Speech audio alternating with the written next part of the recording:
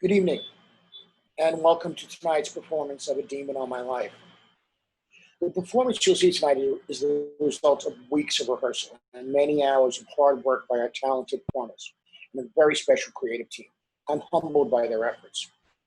In the golden age of television, shows such as Playhouse 90, Westinghouse Studio One, and others brought traditional art form, theater, into people's homes. Tonight, we come to you from 7 cities and 3 countries to use a new medium to bring that same art form to our homes and to yours.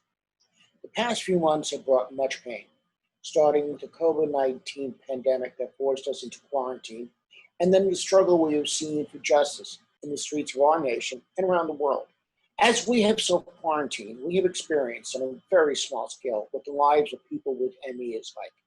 Many have been self-quarantining for years, locked down at home, not by executive orders, but by an illness that has been misunderstood, misdiagnosed, and seriously underfunded. They have been fighting for too long just to be recognized properly, especially by much of the medical world and the forces that provide, or often do not provide, funding for research. A warning. Tonight's performance includes discussions of the difficulties people with ME face, including serious discussions of suicide, as well as the physical and emotional challenges. We welcome with great gratitude the many members of the ME community who are able to join us tonight using the communication tools we currently have at our disposal. We of the cast and crew are here in service to them. There will be a Q&A after the performance where we will be joined by Dr. Courtney Craig. Dr. Craig was first diagnosed with ME as a teen. This changed her life's trajectory to a study of health and medicine. She works online with ME patients with a focus on nutritional strategies. Please stick around for that as we welcome your questions and comments on the play, on the disease, and anything else you'd like to discuss. I will direct you to the Q&A feature at the bottom of the Zoom screen. With all the choices you have for viewing, we're honored that you've chosen to spend some time with us. Now sit back, relax, and enjoy this online performance of A Demon on My Life.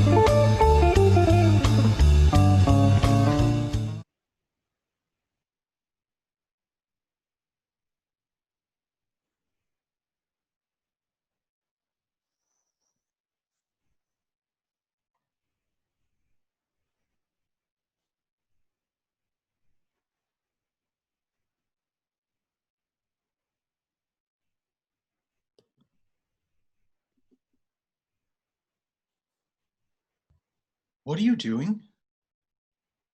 It was time to cut my hair. Why? Staying within my energy envelope. What are you talking about? Here, you'll be more comfortable on the bed.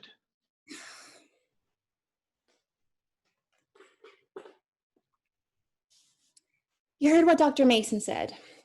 You have to stay inside your energy envelope.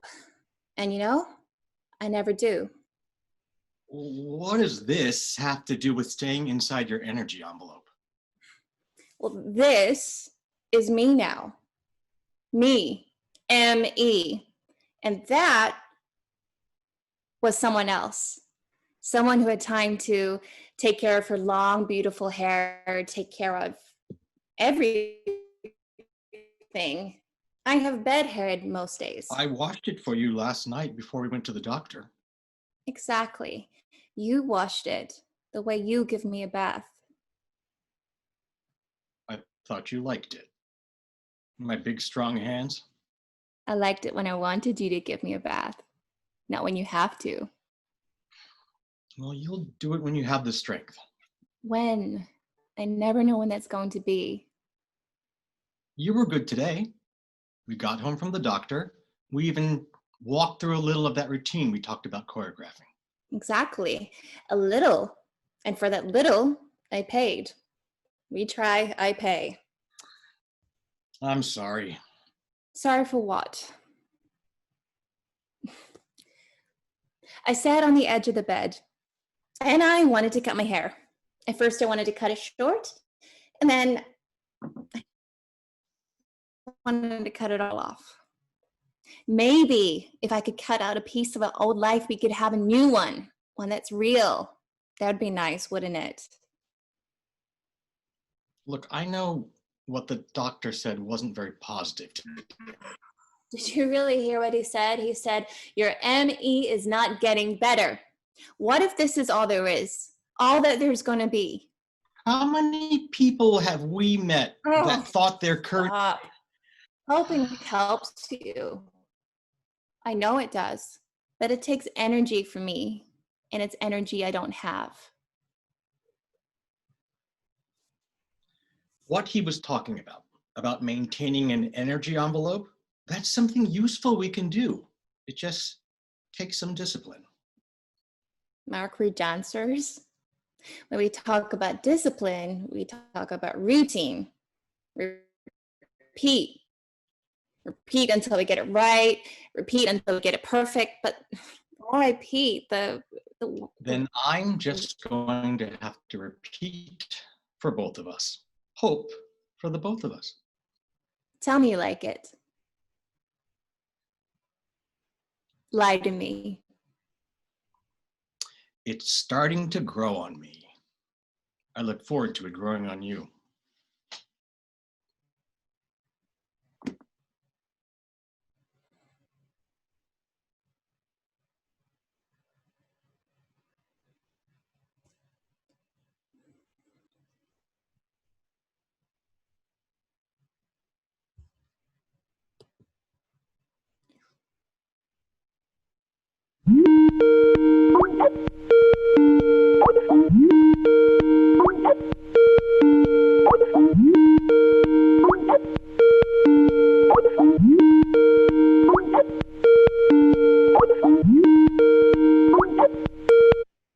Liz.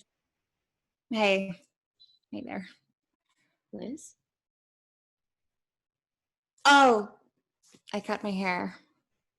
I know it looks awful, right? It looks shorter, probably easier to keep. That's what I said. What did Mark, he said it was fine, but what does he usually say? where is he?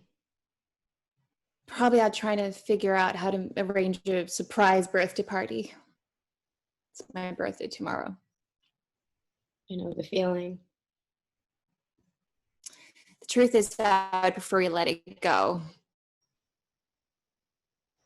But it's only fair I let him do this.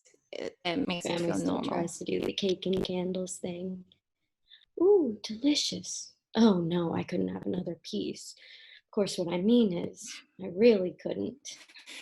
Oh, this is the best birthday ever. Yeah. Tell them what they want. The whole trying to be happy thing. Now we have something new to celebrate. Henry is getting married. Your little brother? Not so little anymore. He's 23. Seems he's ready. And how is she? I'm sure she's fine. He hasn't introduced her to the weird sister who stays in her bedroom. Katie. Well, that's what I am. I think he's worried I'd scare the shit out of her. Boo. Wow, that really scared me. He's so happy. I don't know what I'd say to her anyway. It's not like I'm going to the wedding. Maybe. Please don't, Liz. You know better. Henry already said maybe they could bring me there on one of those big reclining wheelchairs. Well, that sounds like he really wants you to be there. They'd have to strap me in. Someone would have to stay with me. Forget it. The whole wedding would be about me. This all seems almost normal without the reference points. When all you have is your own life. And you remember that life keeps moving. You watch seasons changing through your window.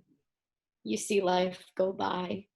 You just want to reach out and go, stop. Stop. Please.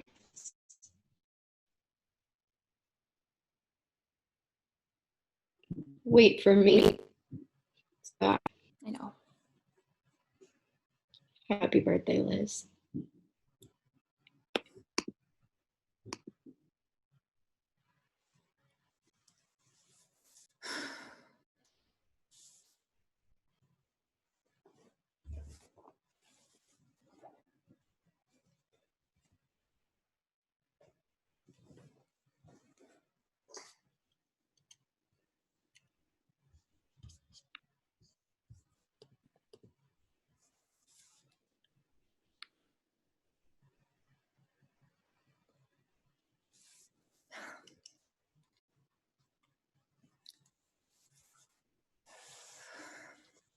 There. Comfortable? Very. I have to admit, this turned out pretty well. Lots of people here we haven't seen in a long time. I told you, once we got out of the apartment, you'd have fun. Okay, the idea was the Gatsby theme. I love it. I was born to be a flapper. Next time Chicago comes to Broadway, I'm going to make sure my idiot agent submits me. Liz actually played Roxy in Chicago. Well, of course, Roxy's in Chicago. No, the city. We took over for the leads in the national tour, and our first stop was Chicago, the city. I can see it. Of course, Mark was my Billy Rose. Of course is right. Always the Is that the outfit from the show? Yeah, I'm surprised it still fits. Haven't been to a dance class in forever. You're not missing anything.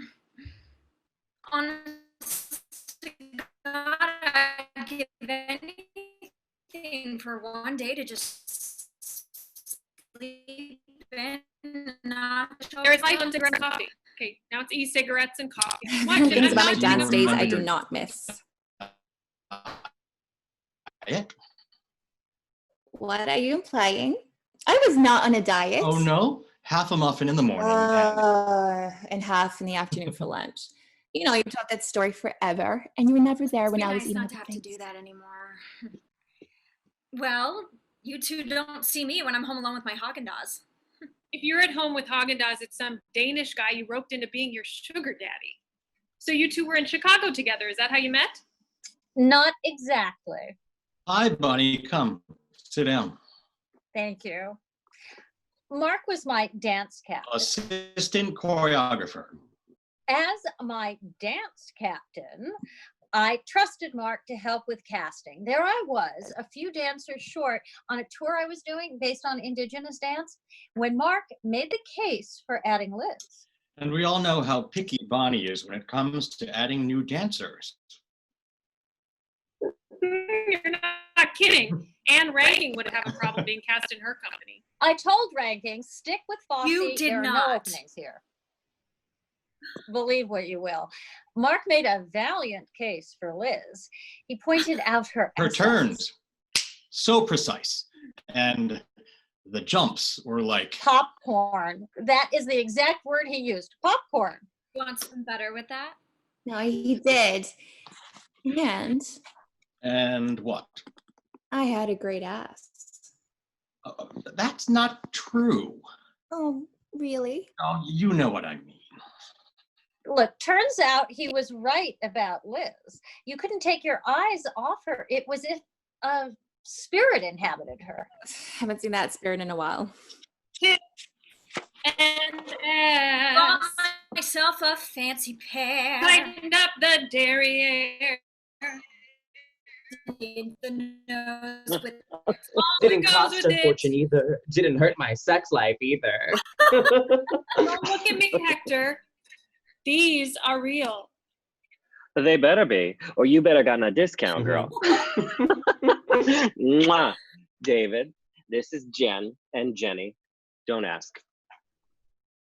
If you need help telling us apart, let me know. And this is Bonnie, our teacher and choreographer and mother An superior. emphasis on the superior. And don't you forget it. And these are our hosts, Mark and his girl Liz. Wife? Oh, you see that, Hector? When am I gonna get one of those? We'll see. Mm-hmm. You don't have an excuse like, oh, we can't because we can. It's the new day. Slow down, girl. I don't know. If you like it, then you should put a ring on it. See, Mark, you did the took right him long thing. enough. It did not. No. Ooh, birthday girl, looks like you're working on something good over there. What are you drinking? Some very strong tea. Tea, right. Let me get something to spike that for you. It's okay. Liz doesn't drink. Doesn't drink. Don't you tell me that. She's already a little tipsy. Liz, let me freshen that up. I said she doesn't drink. Liz, you're a dancer. Next, you'll tell me you don't smoke. As a matter of fact, I don't. But it's your birthday. I have ME. It's also called chronic fatigue syndrome. So, does that mean you're like tired all the time? Sure, something like that. You know, I get tired too. I take these natural vitamins. A They're little more super helpful. complicated than that. I'm sorry, Mark. It's my fault. I should have said something to David before we came. But Liz, you don't look tired. I mean, I think you look great, doesn't she, guys? Makeup. I'm sorry. I really don't know anything about it. Isn't it possible you're just depressed? I'm not depressed, but thanks. Honey, I'm so sorry. Is there anything I can do? Thanks, but no. Maybe get you a teeny weeny drink? How much could one hurt? Come on, David. I think you're the one who needs another drink. Hector, it's fine. How are you, Liz? I'm fine. But I need to go to the little girl's room. Bonnie, want to come with? I got you. It's girls talk. You're not invited. Bonnie? Are you sure? Bonnie? It's okay. It's what, two tough broads. We'll be fine.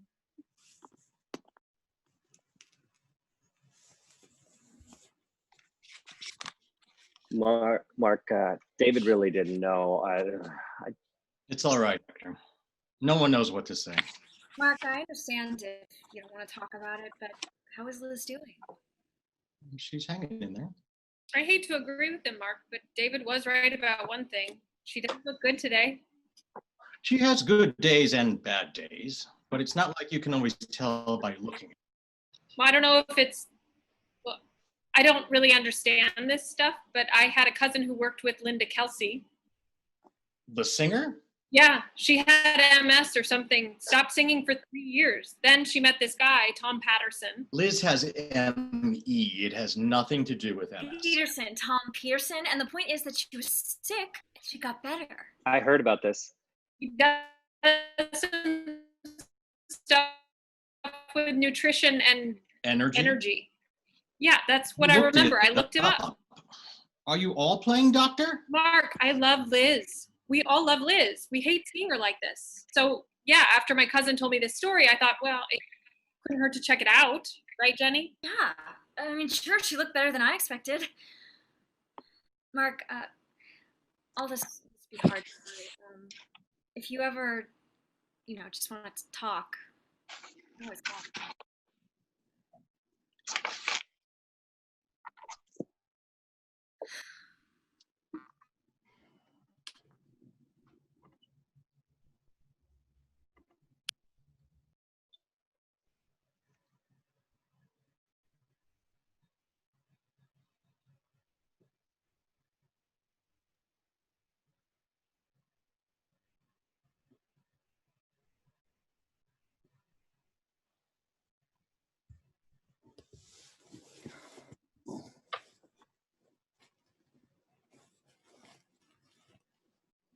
You sure you don't want to lay down?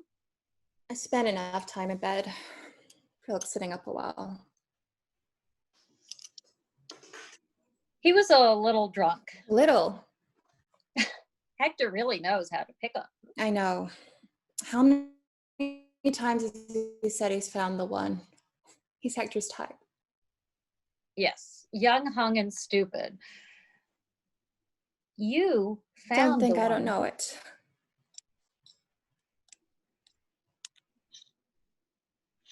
It still hurts.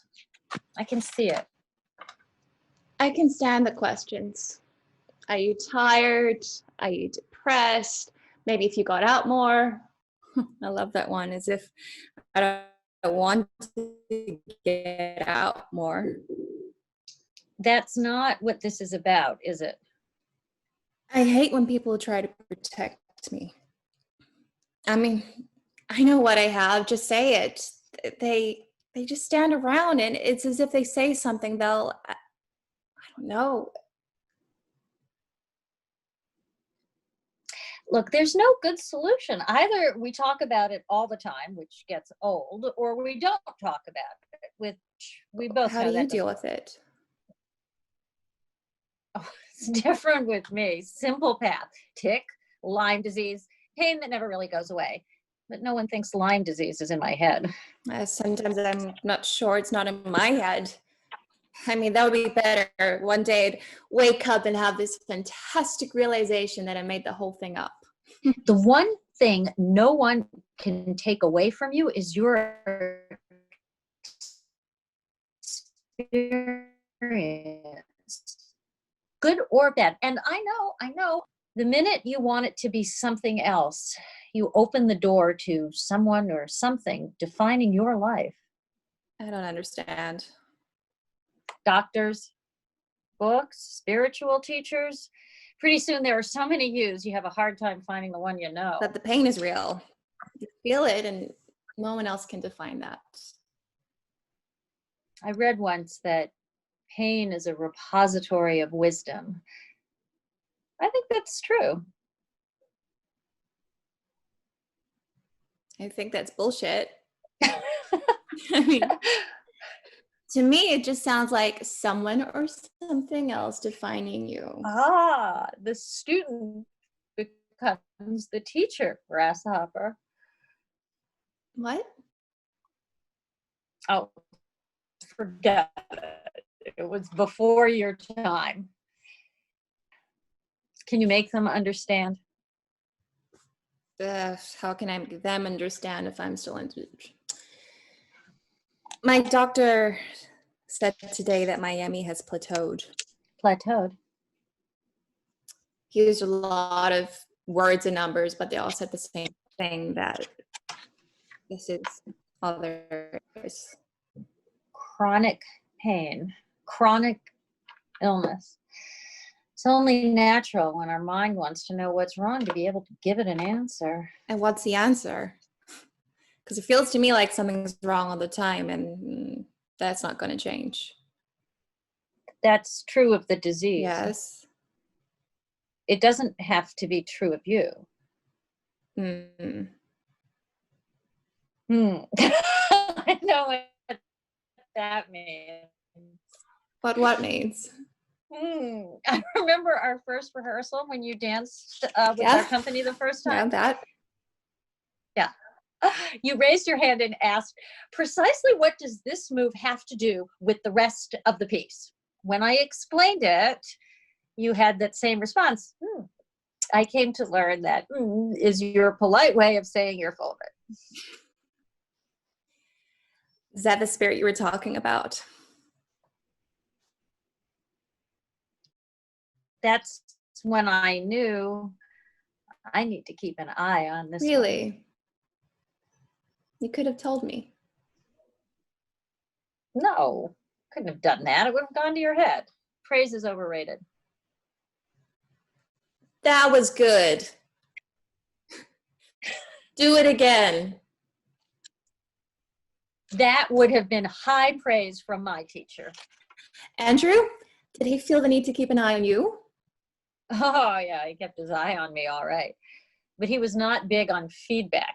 A singer uses their voice to create art. A dancer uses it to explain what they cannot do. When a teacher stops learning from their students, they stop learning, period. I was not going to be that teacher. Well, your teacher would have liked my doctor. He wasn't asking for my thoughts. Verdict's in. Do what I say. Your doctor gave you the answers he had. Maybe you need to come up with some new questions. So what? You don't think what he said was true?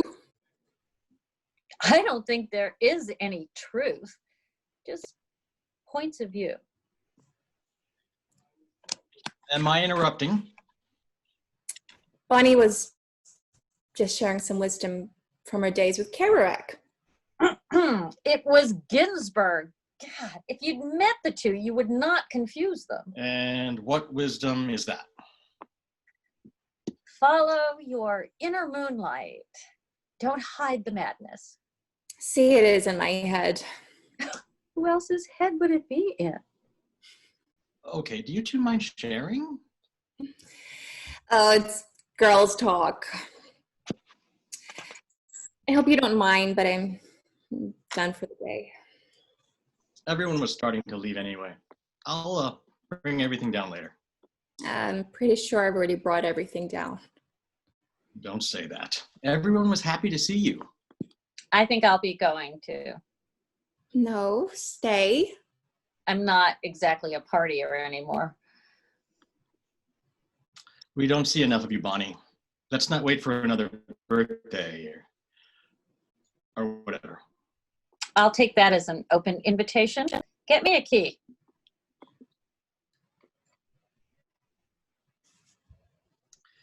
I get the feeling Bonnie likes you more than the rest of us. I think she just enjoys that I challenge her more than you do. We challenge her. Really? Well, maybe not as much as you do. I came along after you'd all drank the Kool-Aid. She's still working on me. Is it working? She loses me sometimes. Then other times it feels like I'm the only one in the room and she's talking just to me. We've all felt that way. I miss it. Here, come here.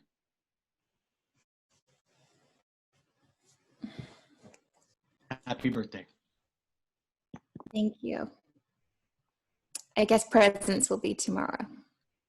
I can bring them over. No, let's save it for tomorrow. I've spent enough energy today. Okay. At least I don't have to explain pain to Bonnie. Listen, about David. David was fine. He was drunk.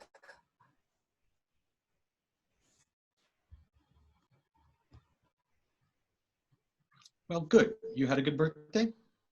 Best birthday ever. Hector's boy toy isn't the problem. No. It's not what they say. It's what they don't say.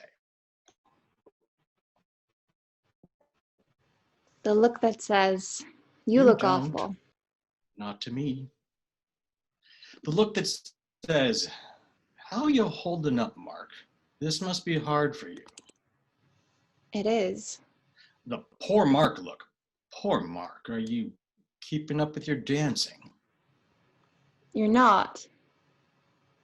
The look that says, how do you live with this? How do you? The look that says, poor Mark, are you going crazy, waiting on her hand and foot? Are you? I'm not. The poor Mark look that says, you look terrible. Are you getting any sleep? You're not. The look that says, I don't know what to say. They don't. What do you want to say? when it's just us, this is normal. I'm fine. I have you. And that's always enough. It always will be. Will it? Always. That's all we need to live in. But when there are others around and when it just seems Strange. Because it is. I mean, let's face it, if it wasn't us, if it wasn't me, would we understand any of this?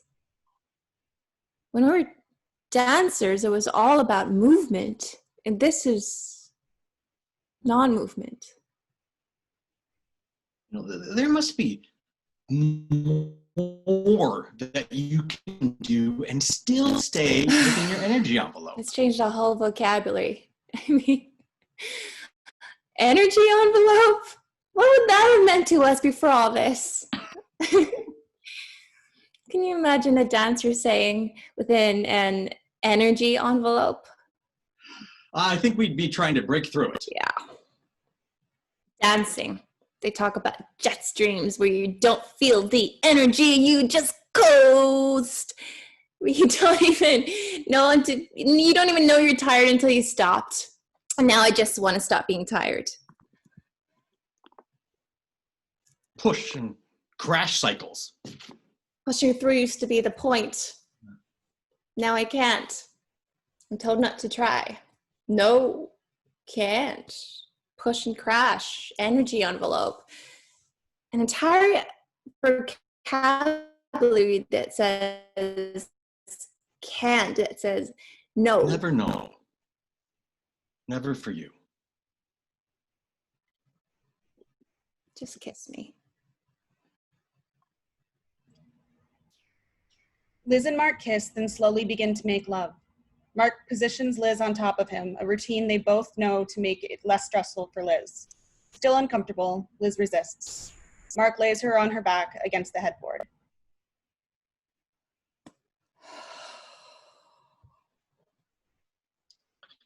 I thought you wanted. I did. It just feels so mechanical. Are you all right? Yeah. I spent a lot of energy from the party.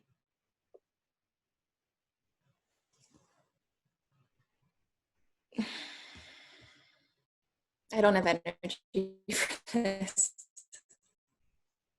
Of course. Get some sleep. Here. There. Comfortable? I just want to sit up for a while. I'm not ready to go to sleep. I love you. It used to take all night for you to wear me out. Now all it takes is a kiss.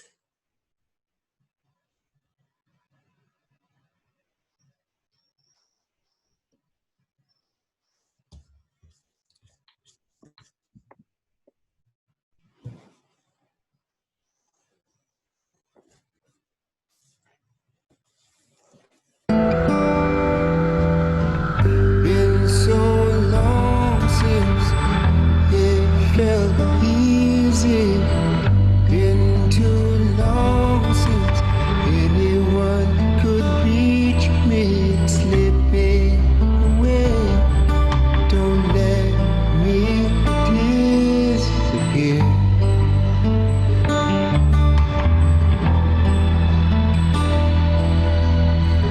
I am broken, but we are home like a train down the track. Days over me roll, so tired of hurting. Don't let me disappear.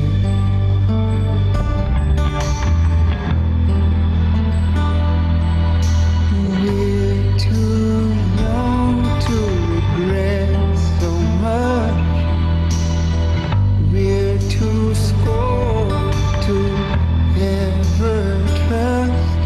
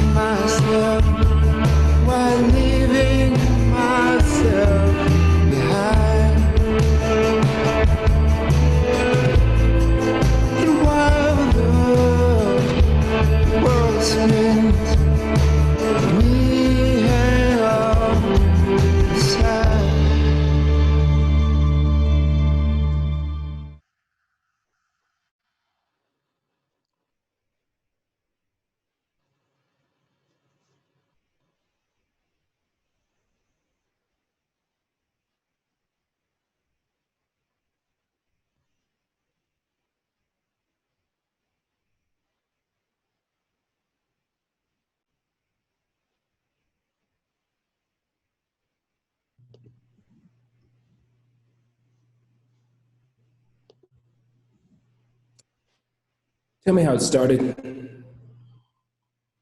It started when we were on tour with one of Bonnie's new works, Zelda, about Zelda Fitzgerald. We were in Detroit. It actually started when we were in Boston. No, I remember we were in Detroit. It finally got the best of me in Detroit when I went down with the flu, and my understudy had to go on. And I've had a lot of time to think. It started in Boston. You say you're tired. It's more than that.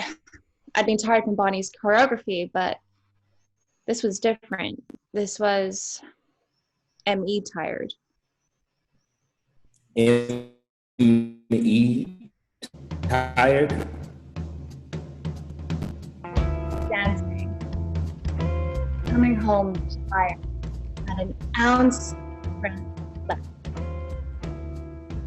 My bed was more than a place to sleep. It was my sanctuary. All the tired would get sucked up out of me. And I'd fall into it at night. It would wrap me in its arms. And in the morning, it would release me. And I just have to make my way to the shower. First with water. I was restored.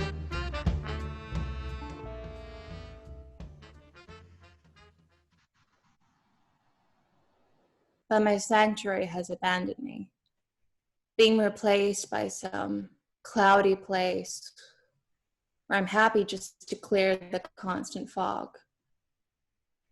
And instead of the rush of water from the shower, there's a murky pool of a bath that feels like it will pull me down. Liz, you know you have 104 temperature. It could be the flu. Lots of that going around. This isn't the flu. we both had our shots, and I've had the flu before. Nausea, dizziness, sounds like the flu. Have you heard of the flu lasting for weeks, even after taking medication?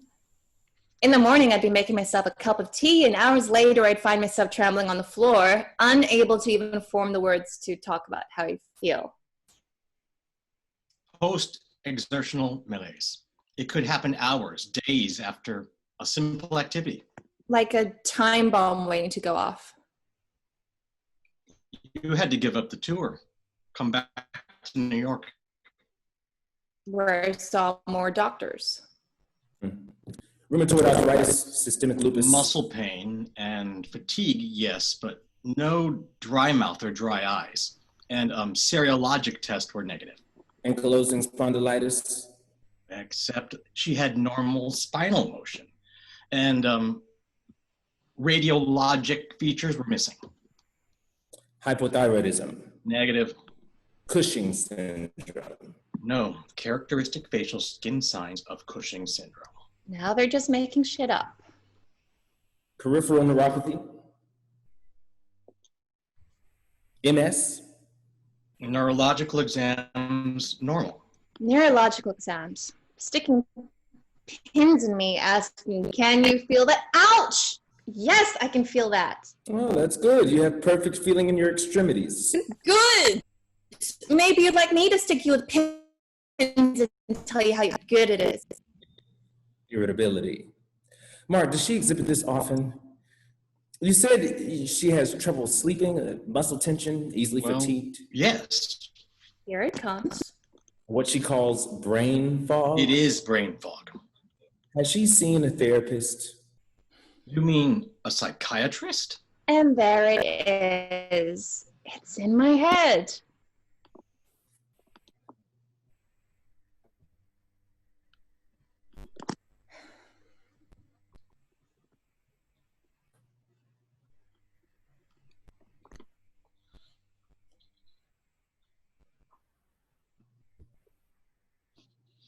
Every time they would send me to a new specialist, they would start with the same questions.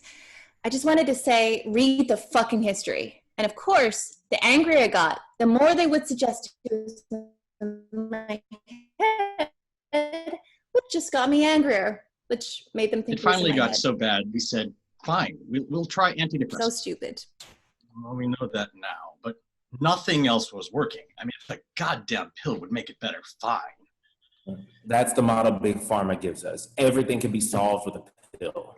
Over 80% of people with ME are women. Why? They still don't know, but it makes it that much easier to say it's a hysterical reaction. Yeah, conversion disorder, right? Which is just a fancy way of saying we don't see anything wrong with you, so it must be in your head. Exactly. You know, Liz, they want you to believe that you are the problem, when in reality, it's them. Even when they figured out there really was something physically wrong with me, they couldn't figure out what it was. They could tell I had an immune deficiency, but not what was causing it. They're better at saying what it wasn't than what it was. It took 3 years to finally diagnose it correctly. And that's only after I looked it up and told them I thought I had it. So most of your treatment was with medication? Liz is on an antiviral drug. Oh. Is it working? I don't know. I mean, the first time you took it, you were better. I had more energy, more spurts of energy. Some days I could walk around okay, spend time outside the apartment, do some of the things I normally did. But there are still the crashes. Have you ever thought about a more holistic approach? Oh, of course. We're online all the time. I was already vegetarian before this started, but I started avoiding gluten, taking supplements. Magnesium. Well, that's good. That's a good start. Maybe we can build on that. Have you ever worked with an ME patient? My friend's cousin mentioned you worked with Linda Kelsey. Oh, yes. Yeah, I did. As you know, there were a few years where she was out of the public eye altogether. And you worked with just energy centers? That's the crux of it. But nutrition is a part of it, meditation, stress management. I meditate. Thank you, Bonnie. Her nutrition is fine. I understand. I do. It took me a long time to learn about energy centers and that I had the ability to do this. And I'm totally used to people questioning my methods. But Mark, this is a holistic approach. I have a gift I want to share. You know, I got to tell you, I have to share it. I'm sorry. I'm really sorry. But I think you can see how this sounds a lot like faith healing, which... Well, don't think I haven't heard this before. And it's not about religious conversion or expelling demons. This is science, just not the kind that the medical establishment is offering. It's the kind they don't understand. As a matter of fact, I don't have to be there at all. I can walk you through it, Mark. Really? Really. I travel all over the world, but this technique I can share with you anywhere. I can do this just the way that we're communicating now. No faith healing? You have my word. So help me God.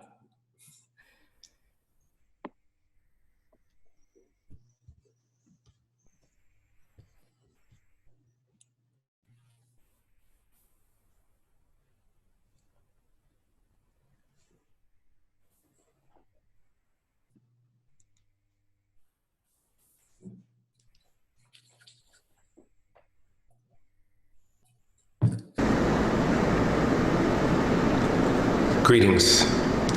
Most of you are here because you have heard of my success with Linda Kelsey.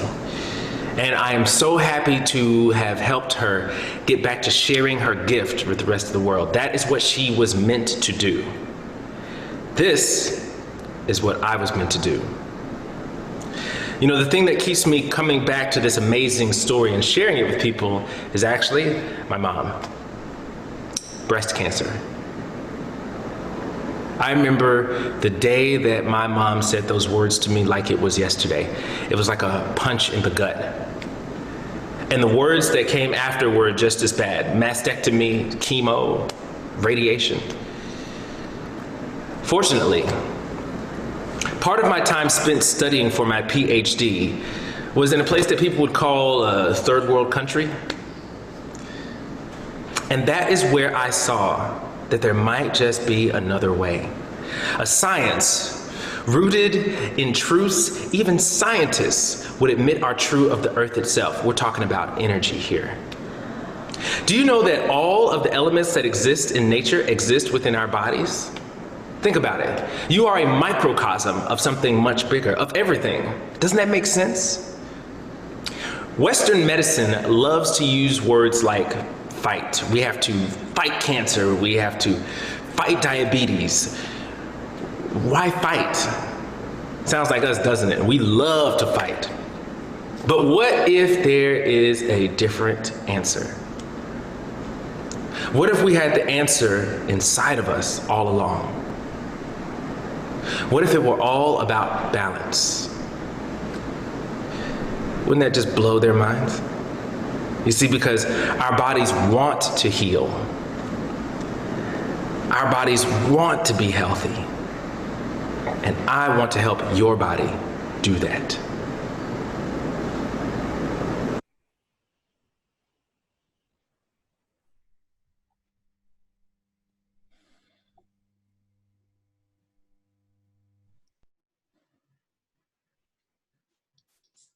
So,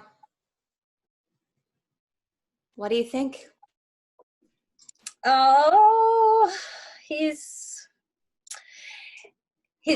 very handsome. Whoop. Okay. Bonnie, is that all you have to say? No, he's very charismatic as well. Bonnie, this is serious. We're thinking of trying this program. I'm just being honest, kiddo. That's what I see. That's what I think is most important to his sales pitch. Bonnie, I thought you of all people would get this. You're always talking about the mind-body connection. Liz, there is a difference between acknowledging the doubtless connection between the mind and the body and suggesting that it will happen in 4 weeks and after the check clears. Okay, Bonnie, I just need to know that this isn't some cosmic version of the same bad medicine that I've already been through. Is that what you're saying this is? You want certainty. Just tell me what you think. Uh-huh. I have doubts. I watched him tell the story of his mother's cure. The one he just told. He's told that story a number of times. Online. Of course it's his mother. Have you noticed that every time he gets to the part about hearing the word cancer and the gut punch, he uses that same gesture? So? You're saying it seems rehearsed. Well, I'm not a doctor, but I know rehearsed, and that was rehearsed. Maybe, but maybe that's just the way he remembers it. It could be that. Well, I think this can work. I really do. If you believe it, then it is absolutely worth a try. Worth trying. That's the problem. Our insurance with the dance company doesn't cover alternate medicine.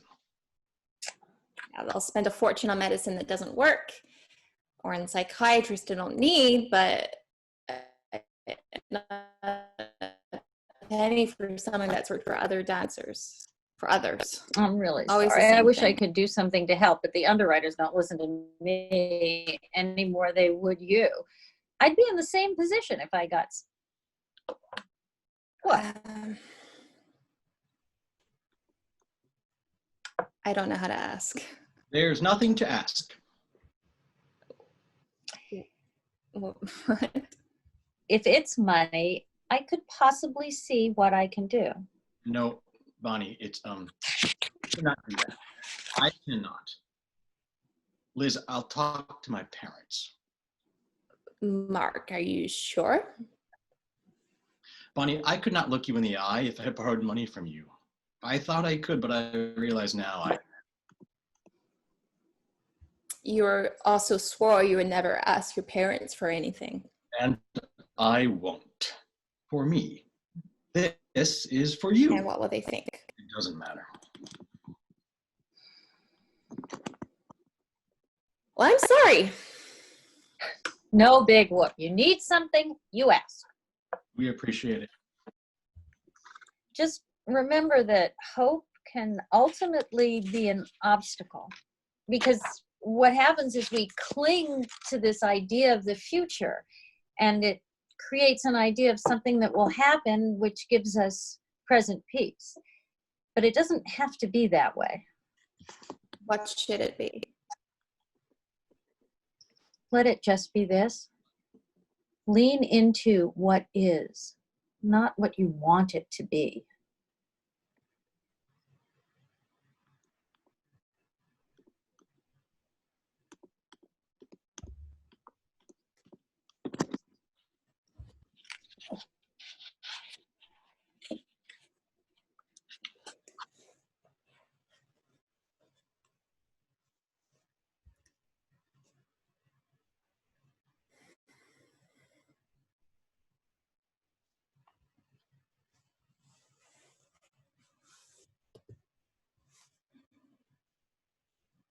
So it sounds crazy, right? The birthday party went that bad, huh? No, just the usual. Bad. You said you were able to get up to the roof for a party. Doesn't sound too bad. Yeah, until some drunk friend of a friend said I should have just one drink. No. Yeah. He didn't know about my ME, so he kept asking. And then everyone else who did know tried to get him to stop talking, and then he felt bad, which made me feel bad. And like I said, the usual bad. So you think this Tom guy is for real? I want to. We've had a few sessions so far. And I don't know, he has his whole program. I did feel better afterwards, and that was 2 days ago. Last 2 days have been pretty good. Really? But that happened before with the antivirals. Which is what I kept thinking. That's why I'm not getting too excited yet. Liz, you have a chance in the real world. Be excited. What's going on, Katie? Just a bad day. They're not all bad, but the bad ones, they're really bad. Not the usual bad. Sorry.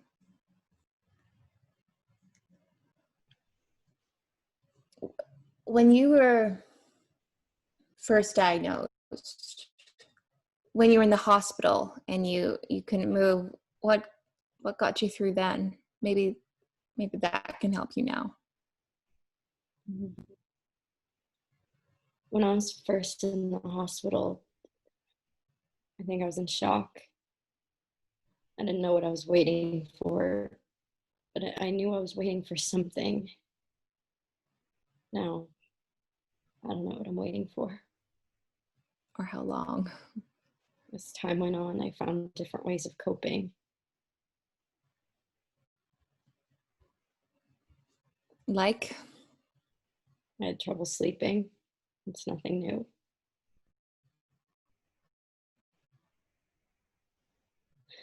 My brother showed me about binaural beats. He was always kind of a nerd. I thought it was some stupid techno face, but it worked. Never tried that before. I found myself not only sleeping better, but sleeping longer and remembering my dreams, more vivid dreams. Must have been some nice dreams. A lot of them are. Not all of them, though. Oh. Do you know the demon on your chest? It's, yeah, I've heard of it. It's like when you're asleep and you can't get up. Sleep paralysis. There's this cool painting from 1781 called The Nightmare by Henry Fuseli. It's a picture of this demon sitting on a woman's chest. Yeah, I've seen it before. The demon isn't the only image, though. Did you know that almost every culture has a name for it? Many cultures refer to it as an old hag or witch. The Chinese calls it pinyin, which is a ghost pressing on a body. The Japanese uses kaneshibari, not just Asia though. The same in the Middle East, Africa. Wow. Mara or That you've done a lot of research. Yes, yes, I did. Even during the Salem witch trials, they say some of the attacks by witches may actually have just been sleep paralysis. What I don't understand is how so many of these images are of women. I mean, with Emmy, most of us with it are women. Why would we do this to ourselves? You don't really believe that, do you? That people with and that people who don't have ME get sleep paralysis, and it's not just women. No, but it's different. Other people have sleep paralysis, the demon on their chest. For us, it's a demon on our life. They're sitting on our whole life, not letting us get up, not letting us move, not letting us breathe. Our lives are pressed down and we can't move from where we are.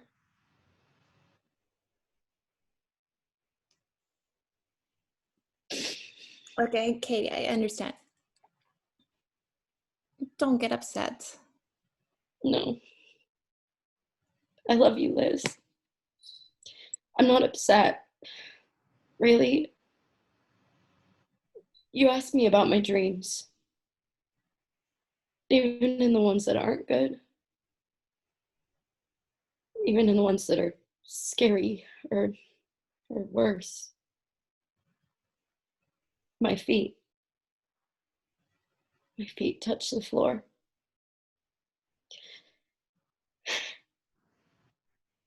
I like my feet touching the floor, moving on their own. I hope I get to feel that again one day, for real. But if I don't, I've felt it in my dreams. I like that world better.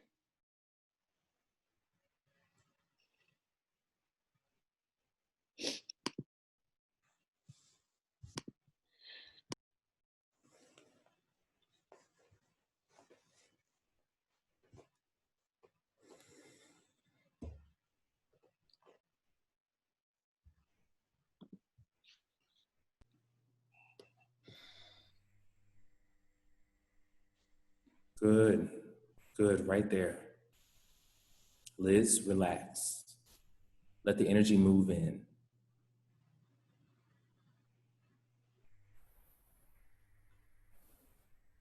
Okay, Liz,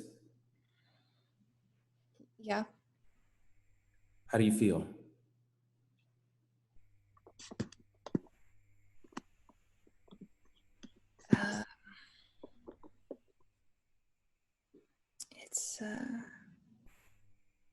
It's odd.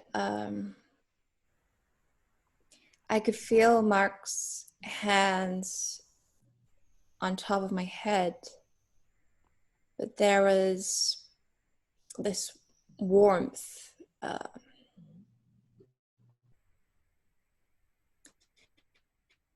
Moving down my spine, down to my legs. Excellent. Yes, that's your karma points releasing one at a time towards where you should be, not where you are now. Let's try to sit up. Take it slow. Steady, steady. Yeah.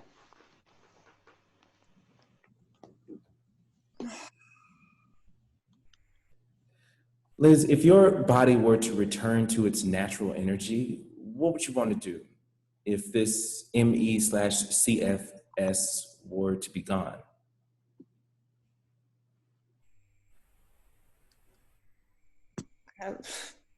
I don't know. I haven't thought of that in so long. Oh, but you must. Body and mind are one.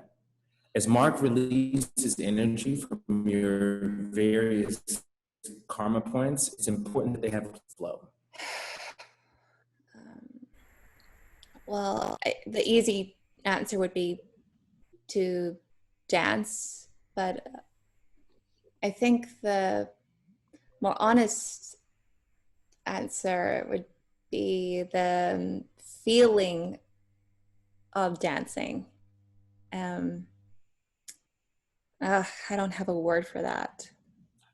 That's all right. Your body knows the feeling. Yeah. Tom, I've been getting around a lot more. I think this is going to take. I'm so happy for you, Liz. We're near the end of the second week and 2 more weeks to go on the 28-day plan. Thank you, Tom. This is rewarding for me as well, Liz. I wish more people understood that these centers that I call karmic points have so much influence over us. Well, Tom, I have a friend. She has ME too. She's further along the spectrum and she's been bedbound for almost 7 years. But I mean, do you think you can help her? Katie. Well, every person is different. I've learned so much about your illness from working with you. I would certainly talk to her. Good. She's in Lawrence, Kansas. And I don't know how her family will feel. They take care of her, but I've spoken to her about you. Oh, wow. Okay, great. Well, I've got to go. Let me know what she decides.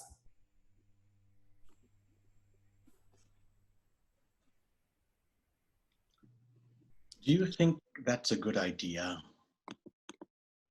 Well, I just thought that if this would help Katie. And how would they pay for it? It's hard enough for us. I appreciate what I meant for you to ask your parents for help. They've been so good. They are happy to be able to help. They love you. I sometimes wonder if they know what they were up for. I'll stop. They have a hard time knowing how to deal with this. And maybe they don't always say it. That's just how they are. They love you as much as when they first met you. It's just not the money. If it works, sure. If? Yes, if.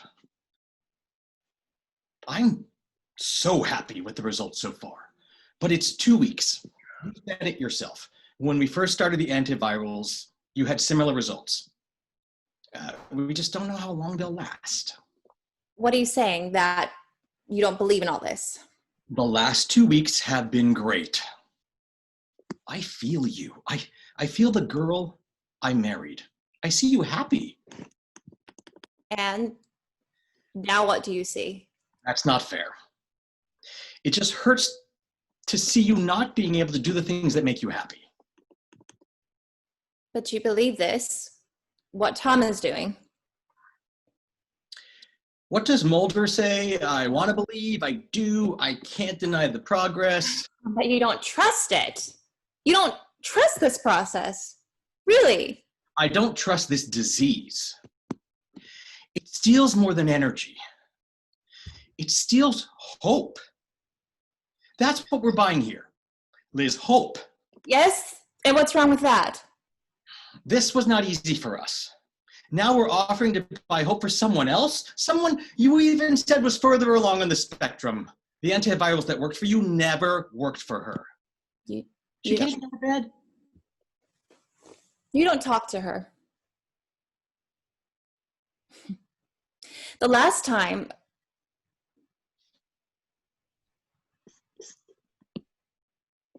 Mark, I'm worried about her. Is she getting worse? You know what I mean. It could go bad in a lot of ways. We have 2 more weeks on this protocol. 2 weeks. She's been like this for 7 years. She can go 2 more weeks. But you believe this. This can work. I do. I absolutely do.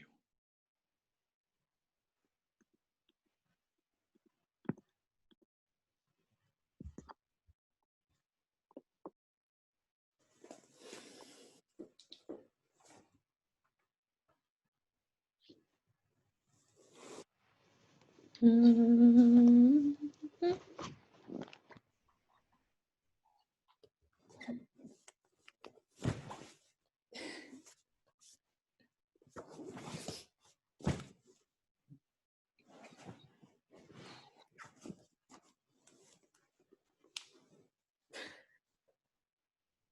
What are you doing? Why are you sitting like that? I'm choreographing. Why are you even up? I mean, what time is it? I got up early. Okay, I didn't sleep much, so I thought I'd start working on this piece. Choreographing? Well, don't be so surprised. I'm not surprised. I'm not even sure I'm awake. Oh, I know you're the next big choreographer. Stop. Come on, you'd have a show of your own by now if it wasn't for all this. That's not true. I still have so much to learn. Shh. This isn't about you. This is about me, and it's not ME for once. Okay, Katie gave me this great idea. Katie. Mm-hmm. You know what she calls ME?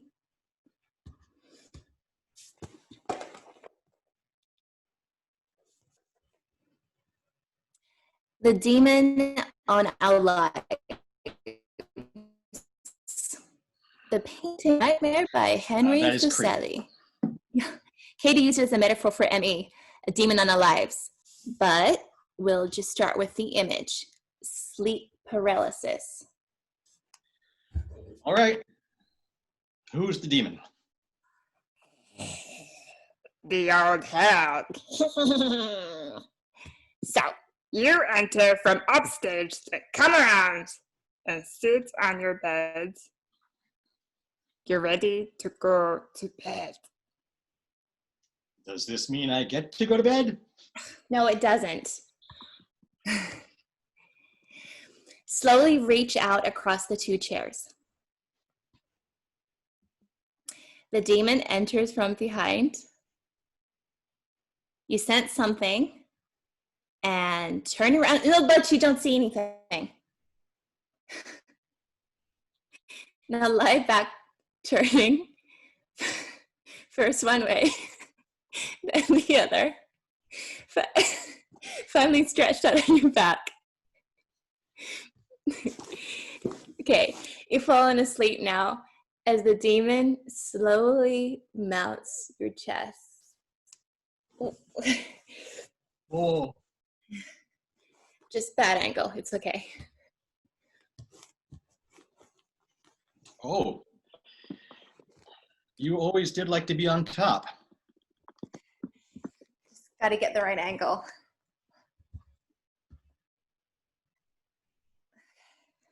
Liz? Lift me. What? Oh, come on. You remember how to do a lift? Are you sure? Grace, just do it.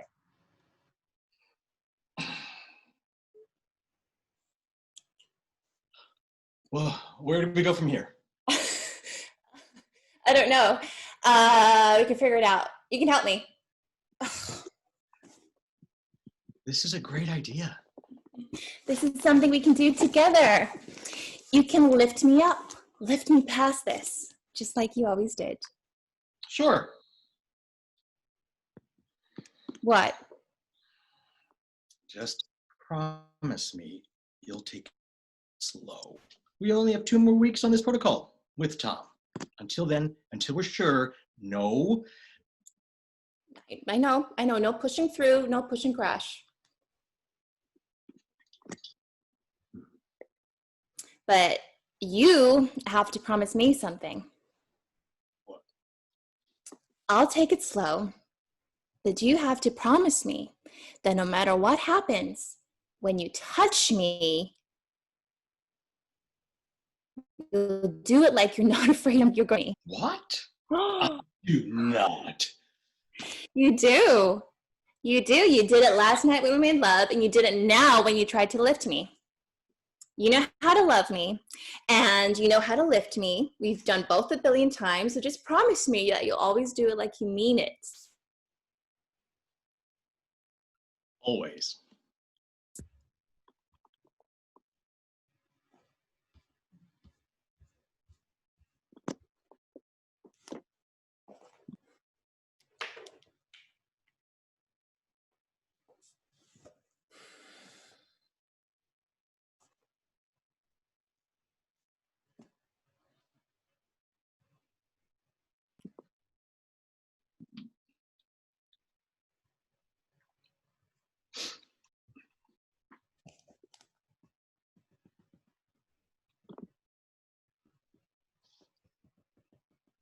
Hey, how's rehearsal going?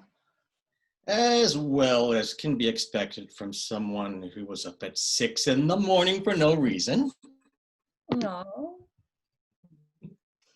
Oh, sure. Funny for you. Bonnie hasn't been kicking your butt all day. Yeah, that's something I do not miss. Well, what about you? Well, after you left, I went back to sleep. Great. You get me up early and then you go back to sleep. You can't be mad at me. I kept my end of the deal, staying within my energy envelope. You keep doing that. I'm working on the dance notation for the first part. Well, how's it coming? Terrible. Feel like I'm back in college. I just want to get to the physical You keep part. working on that, and I'll help you when I get home. Yes, teacher. Okay, later. I love you. Bye. Love you too.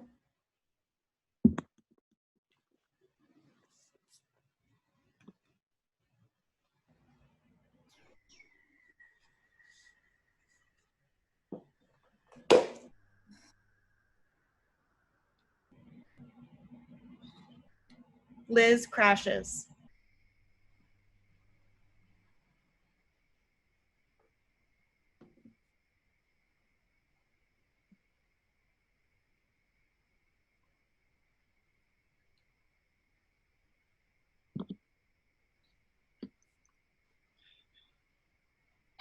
Rehearsal ran late. Good is never good enough for Bonnie.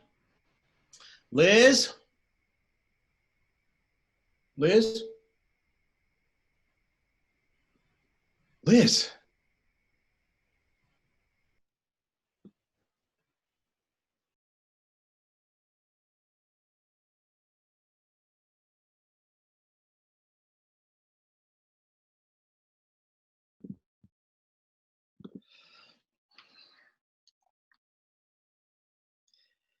Hey, it's me. Well, what sort of facility? Do you know how she would be treated? Would you put Dad in a facility if he got sick? Would you? No, because you love him. I love Liz. She is everything to me.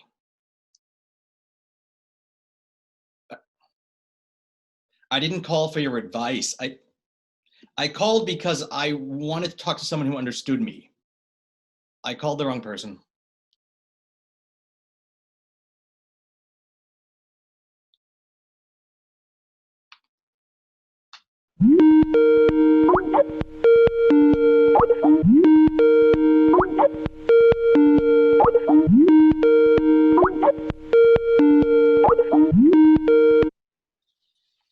Hello, Katie? Hey, Mark. You're whispering. Is Liz asleep? Yeah, yes, she is. Wearing her out? Liz told me that the energy work with that guy, Tim. Tom. Yeah, Tom. That the energy work was going well. I bet that spiced things up for you. Yeah. Liz didn't say anything, but if it keeps working out for her, maybe there's a chance for me. I try not to think like that, but wouldn't it be great if I know I'm a lot worse than Liz, but you never know, even a little improvement. Katie, Liz crashed.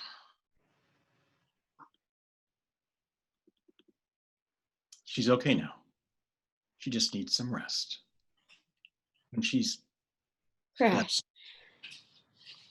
No. Maybe she was just a little tired or something. No, she crashed. Katie, we all know what a crash looks like. Mark, I have to go. I really have to.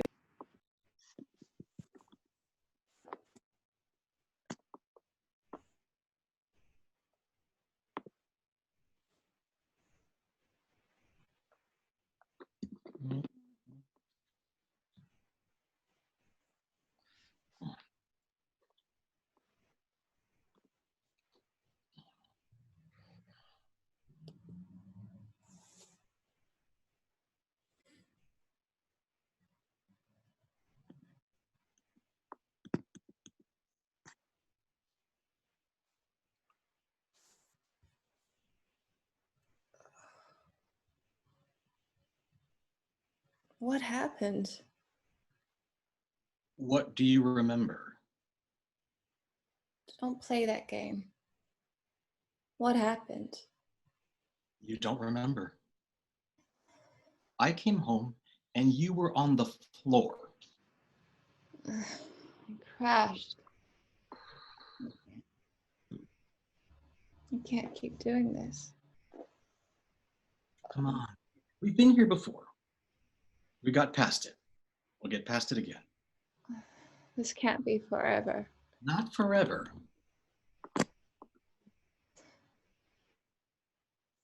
This can't be forever.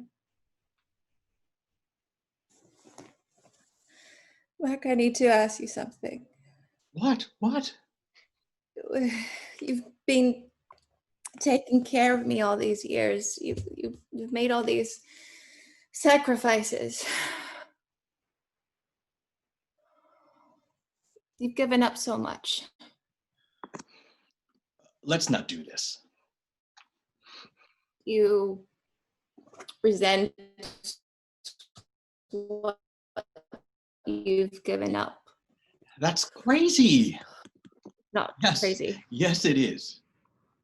You think I gave up the tours, the leads, the choreography? There. You said it. What I gave up is nothing compared to what I got when I met you. You give and give, and I take. It's one way. There's nothing I can give you like this. I can give you many things. I can do almost anything for you. What I can't do is keep proving to you that everything is fine and you mean everything to me. If you don't believe You it, believe it. do you? I wonder sometimes. It's just, I wonder sometimes if you're going to miss all these things, you give up. I mean, if there's a limit to how much you can give. Stop wondering. Have I given you any reason to think that, ever? No, you haven't. Then no, this is enough. I won't let this disease do that to us. You shouldn't either. I'm sorry.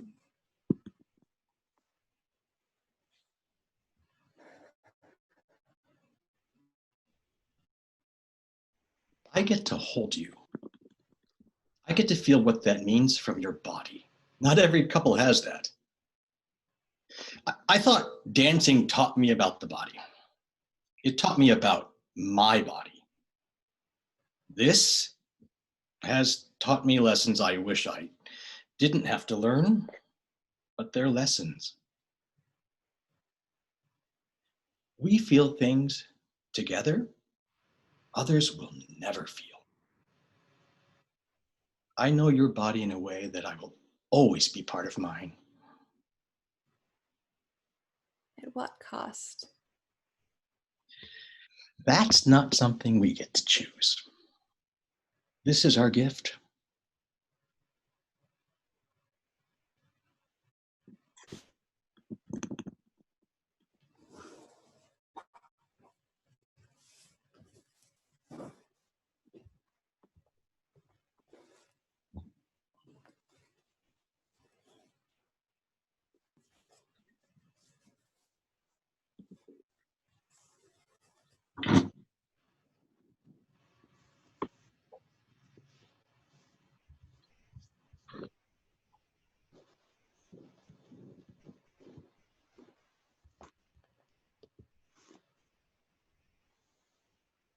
What time is it?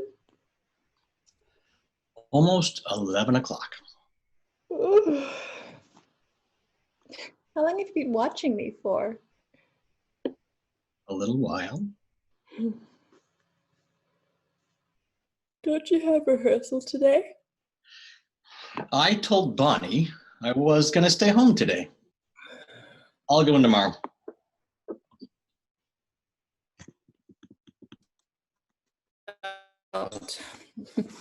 I need one of us to be a dancer. We're talking Bonnie. Do you know how many bad days of hers I've covered? Can you bring me my laptop? She loves you. Can you bring me my laptop? Are you sure you're up for it? Yeah, I missed a call with Katie. Oh, Jesus, Katie. What? She called When? 2 days ago. I told her you couldn't come to the phone. What did you say exactly? She asked about you. What did you say? What did you say exactly? I didn't lie to her. Okay, bring me my laptop. She was asking. Bring me my laptop. Bring it! Are you sure you're up for it? Liz, she'll understand. You're no good to anyone if you push yourself. You know what happens, even phone calls when you're like this. I need to call her, and then I'll do it, and then I promise I'll take it easy. And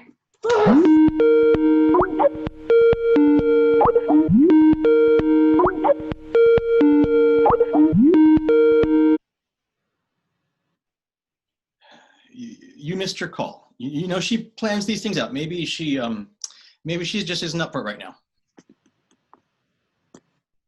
When she's up for it, she'll call.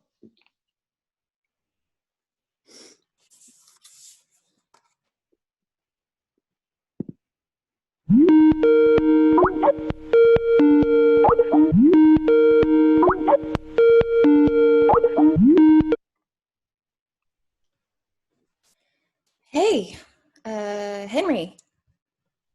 Yep. Hi, Liz.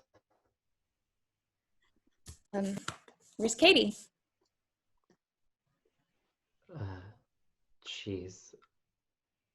She's gone, Liz. Katie decided to end it.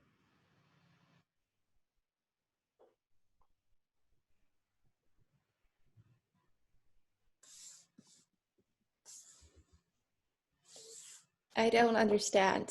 Katie couldn't even. She couldn't get out of bed. We found her on the floor.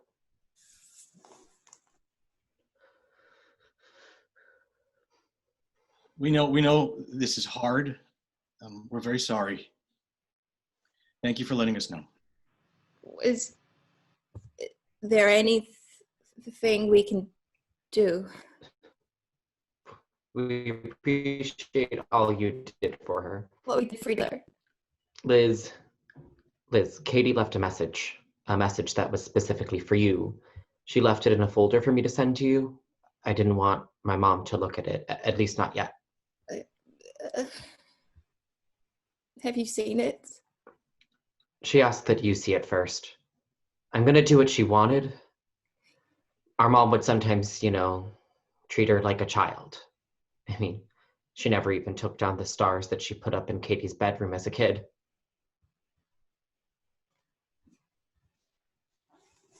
I know Katie showed them to me. It was hard for our mom not to with what she was going through and all, but Katie and we talked straight. She would tell me the hard things. It was weird, me being her little brother and all, but there was no one else. Until you. Thank you.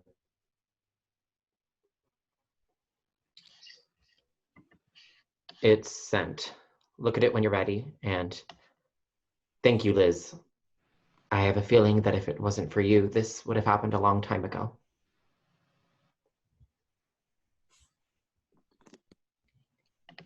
I'm proud of my sister. I can't say this in front of my mom, but you asked, so. Do you want to know how she killed herself? How someone who is bedridden killed herself? She willed it. She fucking willed it. She gave her attendant an errand, some bullshit errand that she spent a long time planning, and then she taped her goodbye message to you. I'm sorry, but to you, not me, not her little brother. I wanted her at my wedding. I would have rolled her in on a bed, but she would have. She rolled over onto the floor. She couldn't brace herself. I didn't tell her mom, but the paramedic told me that she broke her arm. And she crawled. I don't know how much energy it took her, but she crawled to the medicine cabinet where she'd seen her attendant keep the cleaning supplies, and then she reached up and opened the door. Imagine her on the floor, broken arm, legs barely working, all that goddamn pain, reaching up and opening the door, finding the cleaning fluid, opening it and drinking it. Do you know what the paramedics told me? I wasn't even sure it would kill her. Maybe we'd find her, writhing in pain or blind or something, but she didn't care. It didn't stop her. How much pain? And why couldn't she just tell me? I know the answer because I wouldn't understand, but she was wrong. I'm not our mom. Our mom could have treated her like a doll forever, but Katie wasn't a doll. She was my sister who played with me and picked me up and rolled balls to me when I was a kid. And I rolled them back. And I'm so mad at her.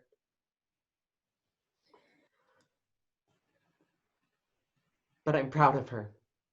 I'm damn proud of her. She chose how to go out.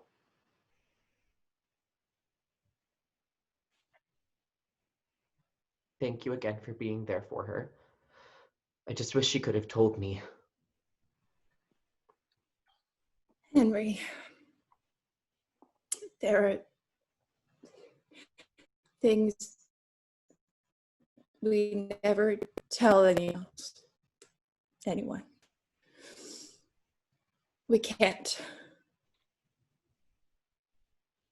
I understand, I guess.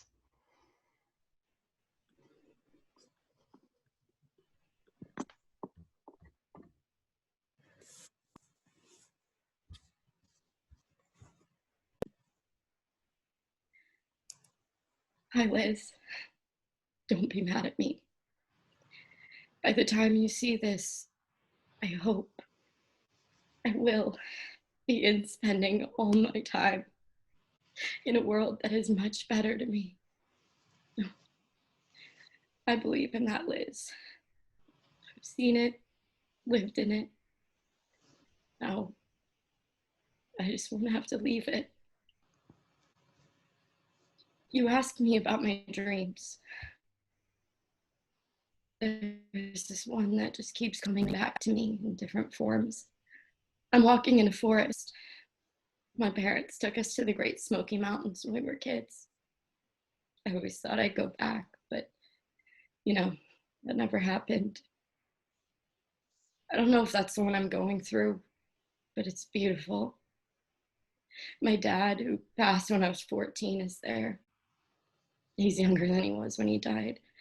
Kind of like this picture we have of him from the army. Really handsome. Of course, he's smoking a cigarette. Wouldn't be my dad if he wasn't. So we're going through the forest, and all of a sudden he says, "Run, Katie." I don't know why we're running at first, but I take his hand and I hold on real tight. There are these dogs, these mean, vicious dogs, and they're chasing us. I don't know if there was hunters or what, and they're really fast. I don't know how we stay ahead of them, but we do. I should be scared, right? Like really scared. But I'm not. We move faster. Silly, right? We are. Liz, the last few times I had the dream, the dogs weren't chasing. And the very last, my dad wasn't there. I mean, I knew he was up ahead and I knew he'd wait for me, but I was scared, more scared than when the dogs were chasing us. It's really quiet.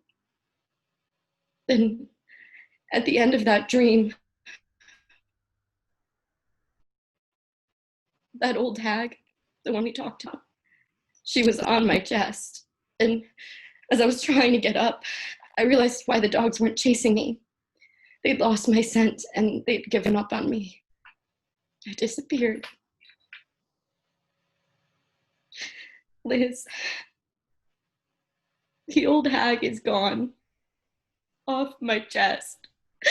Off of my life. Yep, I saw her leaving.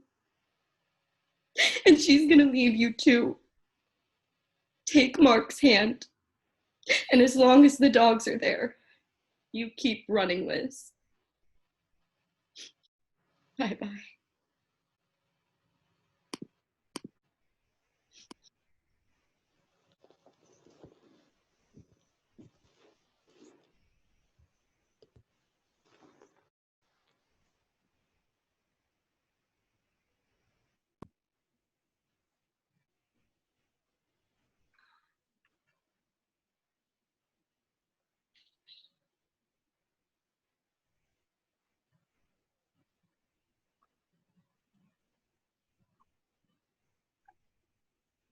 It's not fair.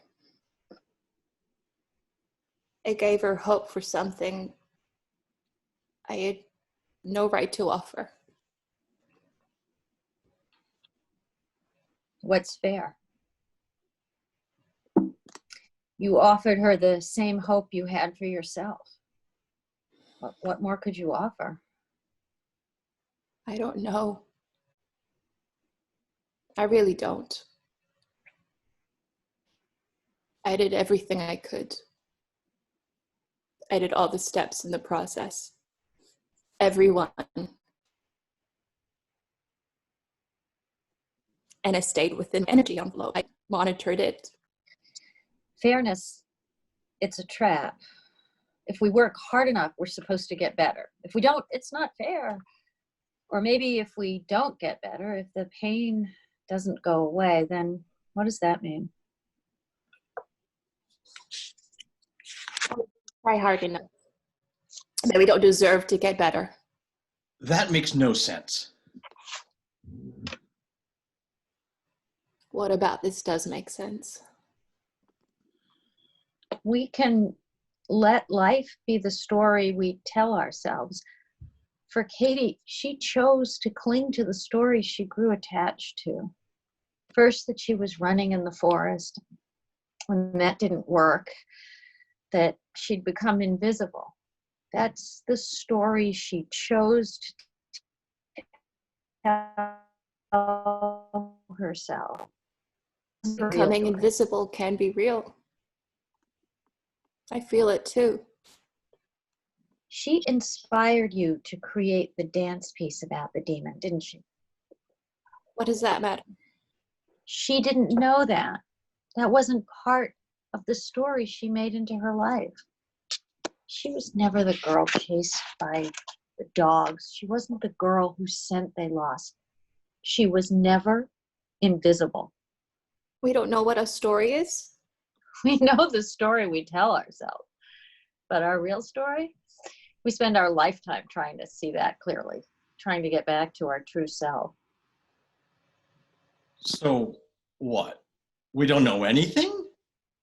No, we can choose to redefine our past, or we can live for our future, or we can live What? for now. What about finishing that choreography you started? Well, look at how that turned out. Take it slow, one step at a time. You start with that notation. It was 5 minutes I had in my head. I don't have a longer piece. And I certainly can't dance a piece ahead of my head. Who said anything about dancing? Work on it together. Bring it to the company. Are you serious? I don't joke about what work my company undertakes. You would do that. I started with Martha Graham after she came back to the company. There was a long time when she left, when her story was that if she couldn't dance, she had nothing to contribute. She couldn't watch other dancers made up like her, dancing with her husband, dancing the way she wanted to but couldn't. She drank a lot. She ate very little and found herself in the hospital in a coma much of the time. That could have been the end of her story. She came back though. She did. She went on to choreograph another 10 works and then did revivals of all her old works. My problem isn't alcohol or my ego. My body determines what I can and cannot do. These are real parameters. Then stay within those parameters. If it's not your ego, then sit in a chair like I do. Bring a cane. It's good for pointing and good for whacking dancers who get it wrong. You know you cannot do that and Sit in a chair? whack people with your cane. That's what they say. We'll see. There'll be days I can't make it into the studio. We can record it. You interact with the world through that thing. Just let it bring you to rehearsal.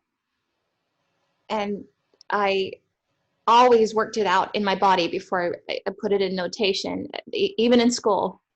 Liz, if you want suggestions on how to make it work, I can help you.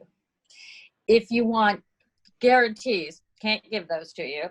If you want reasons it can't work, I am sure you can find those yourself.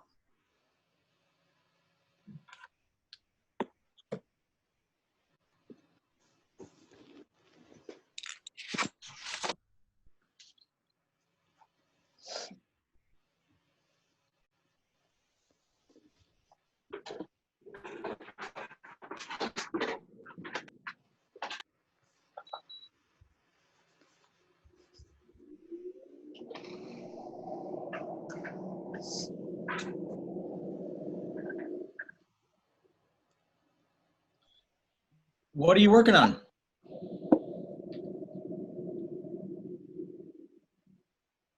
Katie? How many times have you watched it? Enough. Do you think that's healthy? Actually, I do. Do you remember what Bonnie said about the past, the future, the now? She said so many things. She did. But one of those things was that the only thing that was real is the now. So what is our now? Bonnie said that that hope can be an obstacle And this idea of me choreographing this dance, that's exactly what it is. It's an obstacle. It keeps me from living in my now. So, what is your now? Bunny said that if we live in hope, we could be living in a dream. That's true. But hopelessness can't be the answer. There's no clarity in that. Do you think you found clarity? Well, this is my now. I want dance in my future. Not like this, going through the motions. I've written that out and it doesn't feel right. That feeling that I told Tom about, it's not this. What do you want? What do I want?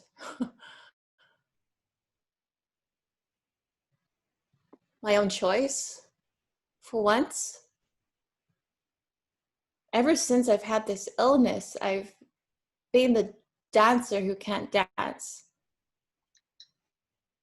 And I don't know what my story is, but I know I've got to put that one behind me. And I'm not Martha Graham. I mean, she found her story, and Katie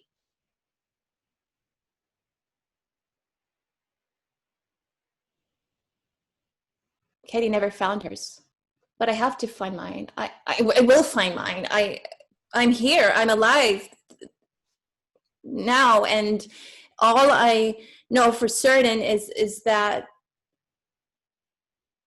I can't disappear.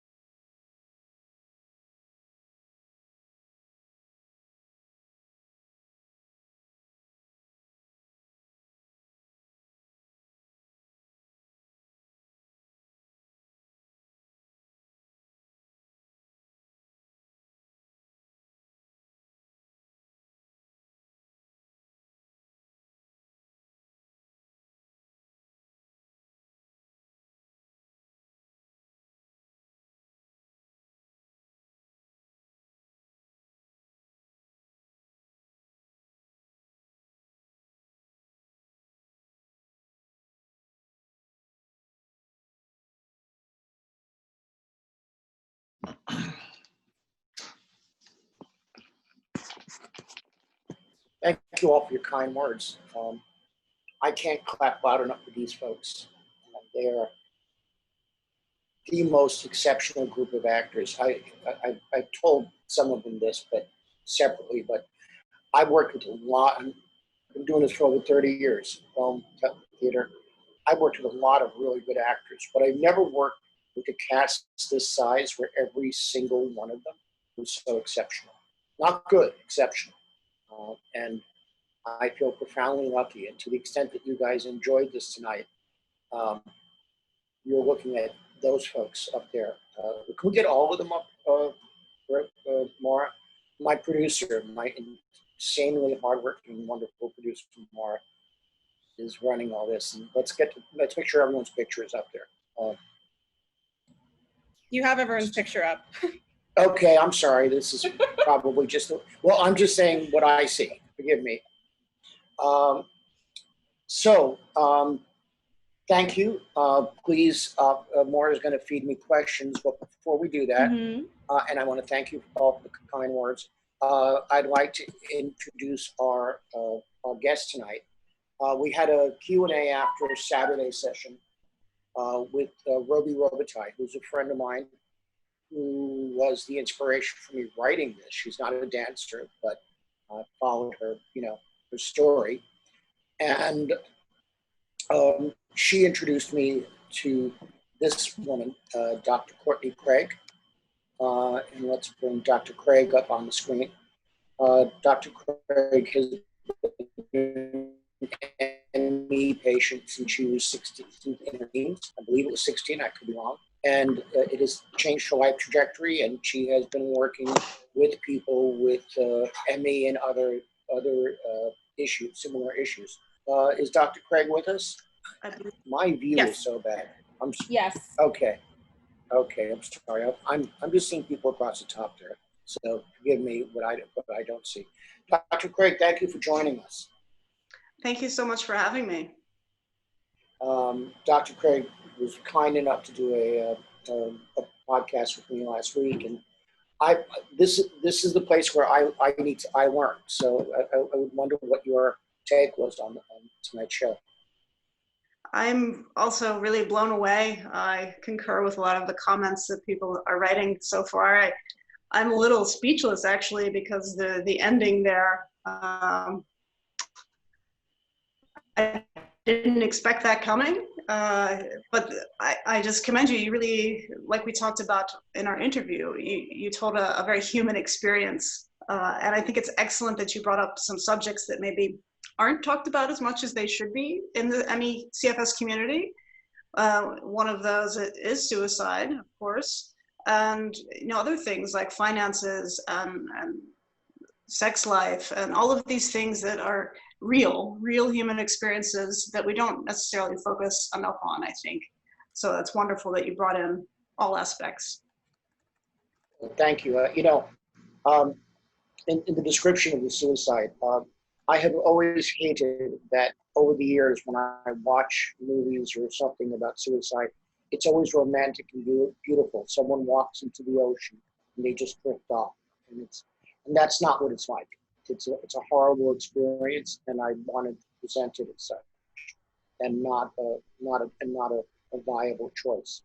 So I hope that came across. Tell us a little bit just about what you do. Well, I work with patients. I'm a patient myself, of course. I've been 20 years now since my initial diagnosis, and it's been a roller coaster ride. I've never had severe ME, which I'm grateful of. But everything I've done professionally, academically, has kind of been about ME and understanding it as best as I can, and finding a way to manage it, because doctors failed me, medicine fails me, as it does so many of us. And I still don't have all the answers, and I would never say I'm cured, but I'm very well able to manage my condition through all that I've learned in the process. And with that knowledge, my goal now, and for some time, has been giving back to the community. helping them sift through the complicated advice that you hear, which you also brought about in the play with Tom, who was a very fun character, helping patients navigate, knowing what is credible and what is not, knowing what might work and what is going to be a waste of money, a waste of time, and creating false hope. So I hope that I can share some of that knowledge and that experience that I have with the patients that I work with. Great. I do see just in the chat, someone asked, what sort of work with nutrition do you do? Some folks are not as well aware of the work you do. Yeah, so I have a background in functional medicine, which is looking more at deep biochemistry for each patient, creating a more personalized approach. As everyone with this condition knows, it's different for everyone. And I also believe that you need to address it differently for everyone. So really taking a deep dive in diagnostics, in people's diets, in people's medical histories, medication histories, supplement histories, all of these things to create a personalized approach for patients. So that's not going to be the same thing for everyone. There's a lot of trial and error involved, and try to find something that's practical and can help maybe manage some of the major symptoms. What would your advice be? I mean, in researching this, and I did a lot of research, one of the hardest things in writing these two characters was that there's a broad spectrum of this disease and the experiences. There is no one experience. There are things that are common to everyone, but there is no one experience. So to say that one person can do this, one person can't do that, I was very challenged to like the limits of what could Liz do. But I mean, you function very well. You're athletic. You saw a blog post about you're getting back out on the bike. Mm-hmm. So there's this whole range. And I also know that Roby, who you were the first person she contacted when she was diagnosed. That she said, spoke about the fact. I mean, her condition is very different now than it was early on, and that Liz is kind of at that turning point where it's a problem, but she still has these times where she can do things, she can dance and such. Katie doesn't have that.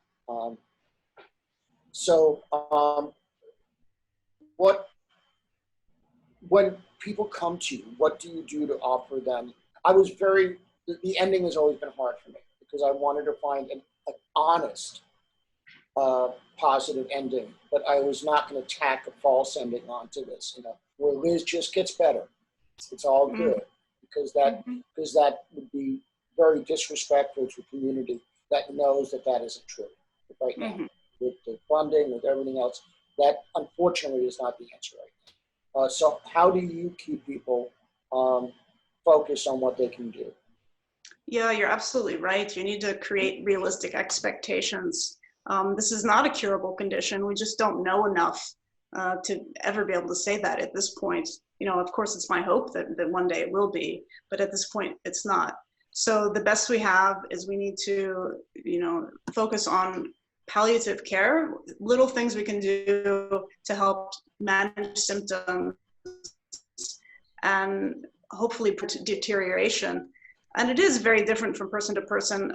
And I think one thing that's the same from person to person is that even for me, who has a more mild case, in the back of my mind, I'm always thinking of patients like Katie and real life patients in our community, people like Whitney. Could that be me one day? Even though my case has always been mild, could something happen in my life that would trigger me to become a severe patient? And I think all of us kind of present with different symptoms and have different functional ability, but all of us have that in the back of our head, this fear that, hey, maybe one day we will be a severe patient. And that's a little hard to navigate too, because again, that energy envelope is different for everyone. And even if you find some confidence to expand that envelope, in the back of your mind, you always, because this illness and I want to make sure that we include our a wonderful cast, as I said. And the other day we talked a little bit with Lee, who plays Liz, and with Emmy, who plays Katie, about their experiences with this disease, and with portraying this disease, which is not easy. We have in our business. I'm big on disability rights, and I'm big on casting people who actually, when you can, who actually have the illness, which is impossible with this to a great degree.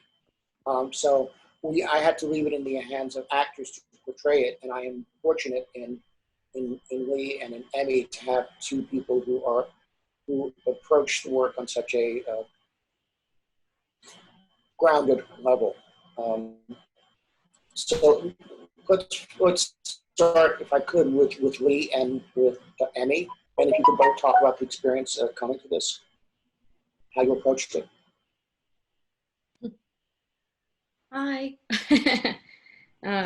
Yeah, so I talked a little bit about it the other day, but I wanted to, I read some of Roby's social media posts, and that's what really helped me kind of understand her thought process and the aspect of the mental health with also the chronic illness. I really wanted to make sure that it was resonating in ways that the illness was as well, with the kind of brain fog and the depression kind of looming over as well.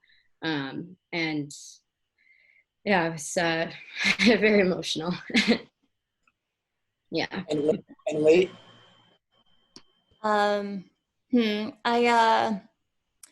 I've been talking a lot with Roby in the lead up to this weekend. We had phone calls talking about moments in the script, and also some more day-to-day experiences, like just finding out what she does with her day, and even like trying to frame what was going on during the phone call at that very moment, and just kind of scanning the body at that moment.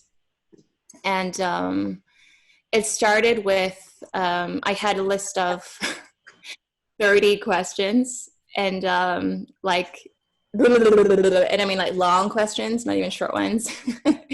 And I sent them an email, and I felt like such an idiot. I was like, right, here's 30 questions for a stranger.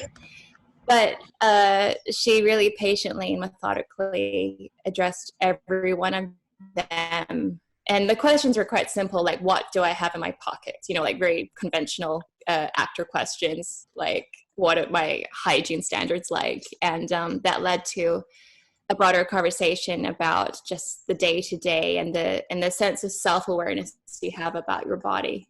And beyond that, going on forums, a number of forums, and reading blogs, and yeah, quite a lot of reading.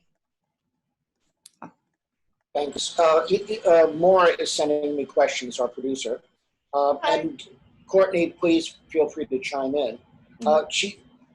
There's a question, thankfully, for our actor playing Henry, Charles Platt. Charles, thank you for portraying the pain of not being able to save your sister. Katie, you kept the honesty of drowning from a knee. Do you want to address that a little bit, Charles, and how you addressed it? Because I think, when you and I spoke, Dr. Craig, I said this was not just about a person with ME. This was about the caregiver relationship. Mm-hmm. So we dealt, and I'm going to ask Darren as well, who played Mark, about that. But also the hurt of the people around who can absolutely offer not much more than, as you say, kind of palliative and to make things a little better. But they can't. One thing Roby and I talked about too, which was people who don't know the disease, who come over, relatives, well-meaning people. Oh, don't worry, you'll be better. Just keep your spirits up. And that can even be more frustrating. And so, Charles, I'd like to hear how you approached playing her brother. Yeah, First of all, thank you so much, JB, for having me in this role. I was very lucky in that this is actually my second time performing this script. I did a reading of it back in winter pre-COVID, and I had never even heard of ME before that first reading, and so being introduced to the disease and the incredible toll it takes on both its victims and the people and their victims' caretakers was really eye-opening for me. And how I kind of wanted to approach this is, even though I have not known anybody with ME before, now meeting Courtney and Roby through Zoom, I really wanted to kind of approach it from a sense of a really internal conflict of being very upset with somebody who I saw struggle so much, decide to in a way give up, but also the immense amount of love that you have for one sibling, and that kind of inner conflict was the main driving point for my monologue. Great. And I should address Mark, Darren, who plays Mark, the husband. Darren, what were the challenges for you in playing, in trying to find that right balance with Liz? I think honestly, you laid so much of it out in the script, as far as that I could pretty much just sort of react. I mean, it's really difficult, of course, to be in a situation where all you want to do is take care of someone, and it is unconditional, and it is with complete love, and that whether or not they're capable of accepting that and hearing that and knowing that it's not a bunch of others and trying to negotiate through that. Because right, the hardest thing is that when you're trying to do something wonderful for someone and they take it the opposite way, and how difficult that is for the person who's trying to provide help, but then they're reacting to something that is not, like they're being told they're not helping them. And so it's commendable to be the caregiver. And so it's been a really nice opportunity for me to sort of explore that person, that type of person. And I appreciate it. Dr. Craig, do you want to address your experience working with caregivers and challenges and how you approach that? It can be very challenging on all those topics, yes, whether it's a spouse or a parent. And you talk about this a little bit with Katie's mother, being a little bit overdoted, just not knowing how to navigate this as a mother. So yes, I have worked with parents and with spouses, and you have to kind of address each situation specific to how severe the patient is, you know. And again, those realistic expectations. You don't want to, of course, create false hopes, but you want to have realistic hopes and create a support system that's going to be productive and not creating fear or being too delicate with the situation. It takes a team, really, and some patients need even more support. You know, they might need professional care at home as well. So there's a lot of communication that's really important, working with the most severe patients. And it can be very difficult to, like he just mentioned, negotiating. It's a tricky, complicated More, situation. I'm going to ask you to put Dr. Craig's link in the chat so that folks can see it if they want to follow up with her. Okay. And follow what she does. I'm going to ask some of the other characters, because you touched on something about how touchy it is for other people, and we addressed that in the party scene, that Liz says it's okay. You know, it's one thing when someone just talks to me about the disease, but it's what the people around me don't talk about. So can I get maybe some of the actors who played in that scene, Hector, Manuel played Hector, and again, Charles, who was our David. And if you don't recognize him, this is the same person. And the other actors, what it's like to be around somebody and who's been a friend who you knew when she was healthy, and now how you approach them and how you approach that.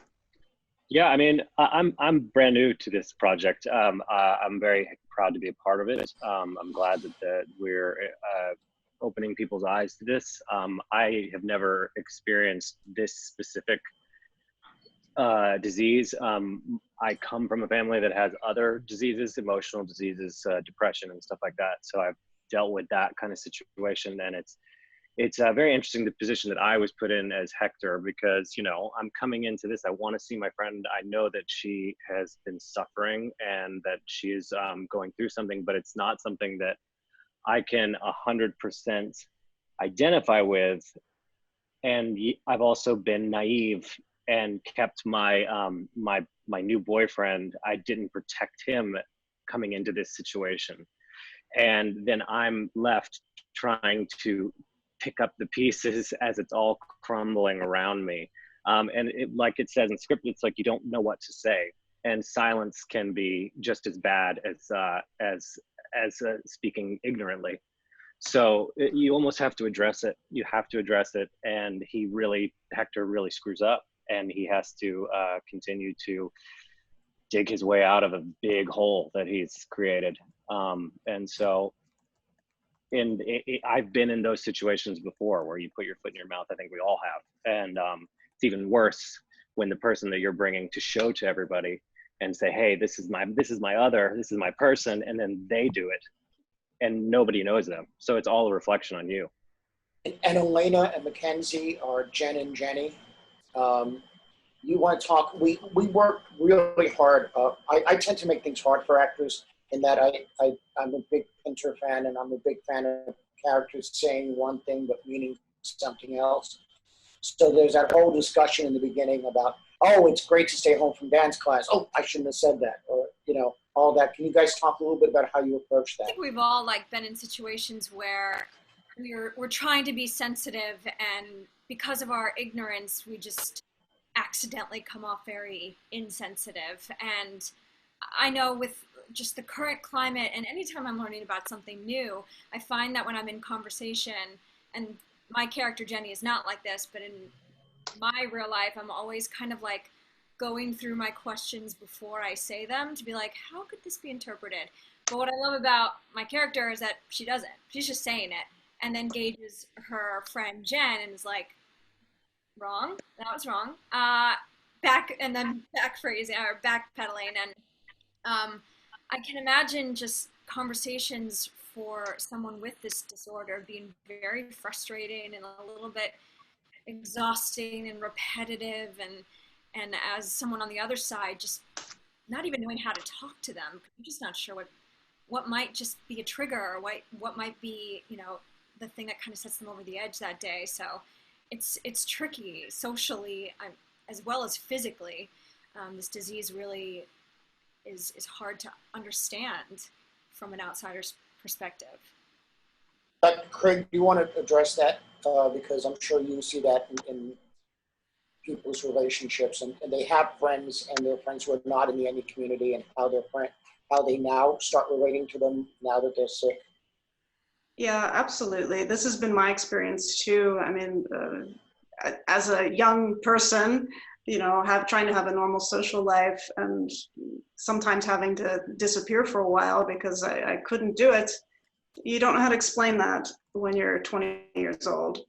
And frankly, you don't want to, because you feel like you'll be treated differently, or you won't get invited to things anymore. So it's really hard, especially for younger people, to deal with that. And for me, I actually did, it was almost like a coming out when I was, I think, 25, where I decided I'm brave enough now. I feel knowledgeable enough about this that I can comfortably talk about it, and I can tell people, and I go on a date, or I meet a new friend, and that's one of the first things we talk about. But before, you know, it takes a lot of courage to even talk about it and say, this is me, this is what I have, and then let me explain what it's like to you.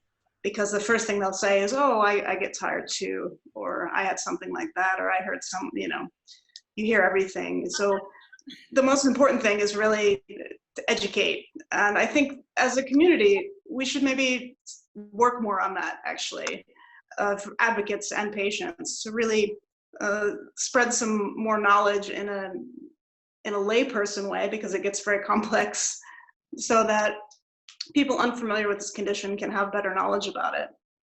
And then I think we'll all feel more comfortable saying, yes, this is what I have. That was the way I felt when I felt like Liz had been in these situations before. So when everyone's dancing around it, the drinking, and like have a drink, and she just says, "This is what I have." Like she needed to do that. You were saying like a coming out. It's like, okay, guys, can we just say this? I have this, and to me that was an important moment. The bit about her, talking about how she looked great. In researching, there was a frustration among patients that because they didn't physically look sick, meaning if their complexion was good and we chose to put makeup on that day and their complexion was good, what they would get instead of "you look great" was, "well, you can't be sick, you look great," because they expect people who are sick to look sick. So there was almost this guilt laid on them, like, "well, you can't be sick. You don't look sick. You look fine." So that's where that all came from. I mean, do you experience that? Have you experienced the patients? Absolutely. It's something I think all of us wish would kind of go away, because there's lots of conditions that are invisible. A patient could have MS or diabetes and they don't look sick. They don't look any different. Any condition, Alzheimer's even, the patient might not look sick. So this notion is really flawed and it's damaging. It's just. But nobody, as I was saying, nobody questions that they have an illness just because they don't look sick. No one then says, "Oh, you can't be diabetic. You look fine. You can't be." Yeah, no you one can't says have this. You look fine. Right. But somehow with ME, that comes to the answer. It can't be that you're sick. Somebody asked our actors, was it harder working without an audience? What was that like? If any of you want to address that. Not even just without an audience, it's without ever meeting each other and being in the same room. So like there's just no exchange of energy, or there's not the same exchange of energy, which I miss. But we're adjusting because this is the reality that we have. But it's so different because you're sending it out and you're not necessarily receiving it back in the same way. So it's just adjusting. And any other actors on that? I was amazed the first time we did the party scene because literally, except David and Lee had been in the same room together. Charles and Lee, because we did the reading, but none of the other of you have been in the same room together. So, and let me just make a comment about Darren and Elena and Lee. Lee is in Stockholm, Sweden, and Darren is in New Jersey, and Elena is in New York. So when you were watching that choreography, they were doing it from 3 different places. So that was amazing and difficult. I mean, the whole connection thing. When I was talking to my editor, he'd say, "Well, when do they turn?" I'm like, "This is something that if we were in a dance rehearsal, if we were in a studio, it would be no issue. They'd look in a mirror, they'd all see the turn and, be there." I credit the cast because they, I know, even for me, I know how to work in a rehearsal studio, but this was different because there's this distance between us, and then how to make eye contact, how do you talk to them. Maura, you want to throw us another question? I've been texting them to you. Hold on. I know that because I've lost track of which one I should go to next. So I'm letting you lead me on this.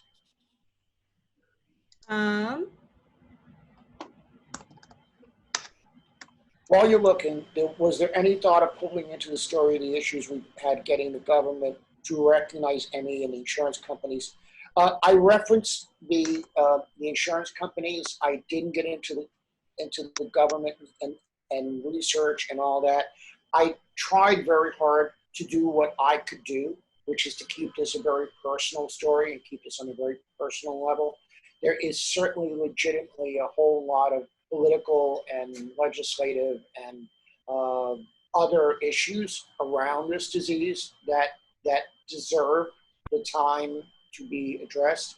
I thought the best thing I could do was to accurately show it, or as accurately as I could show it, and that would get people to understand that I try to avoid, on one hand, being I keep mentioning a certain channel, but a disease of the weak movie, where we're like, oh, poor patient, we all feel bad for them.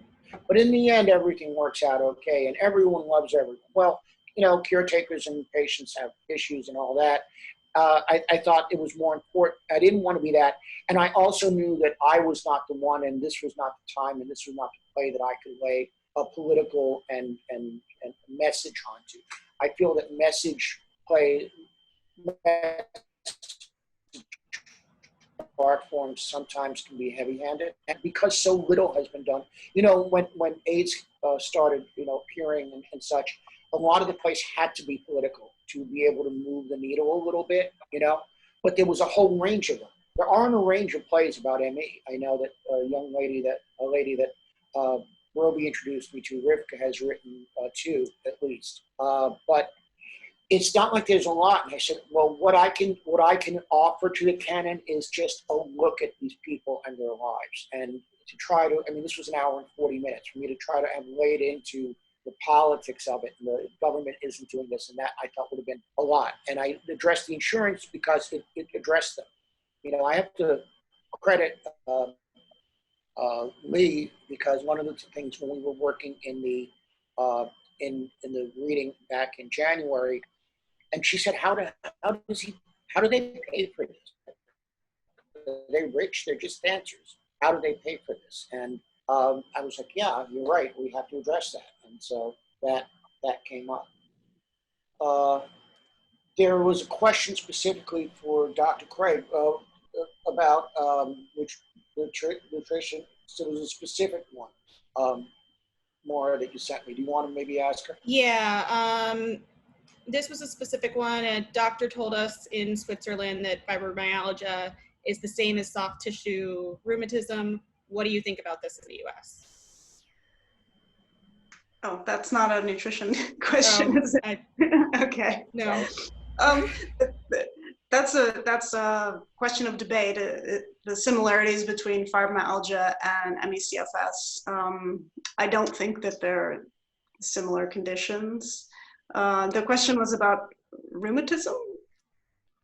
That fibromyalgia is the same as soft tissue rheumatism. That's kind of insinuating, I think, that it's an autoimmune type process, which I don't think that it is. I'm more specialized in ME/CFS than fibromyalgia, actually. But I'm not sure I quite understand the question. Yeah, one of the things when I researched the doctor montage, because that's supposed to be heard, a series of doctors, is that other diseases that have parts of what you see in ME get misdiagnosed. I mean, I spent a week looking at why is it misdiagnosed, and what people come up with. And those were all things that were in that list. You know, yeah, they have certain similarities, but that doesn't make them this disease. Right. You know, and that everything that we mentioned there is on that list, and more. Actually, more that I didn't want the scene to go on.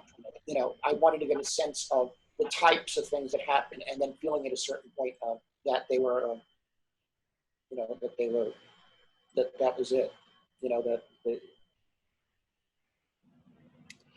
next one. Yeah, I have, let's see. This is Cast and JB. What motivated you to produce this now and take on the added challenges of virtual production? And specifically for the cast, what particularly appealed to you about this story and this project, given the challenges? Well, I'll start and let the cast answer. The circumstances. But in a way, I'm actually happy it worked out like this.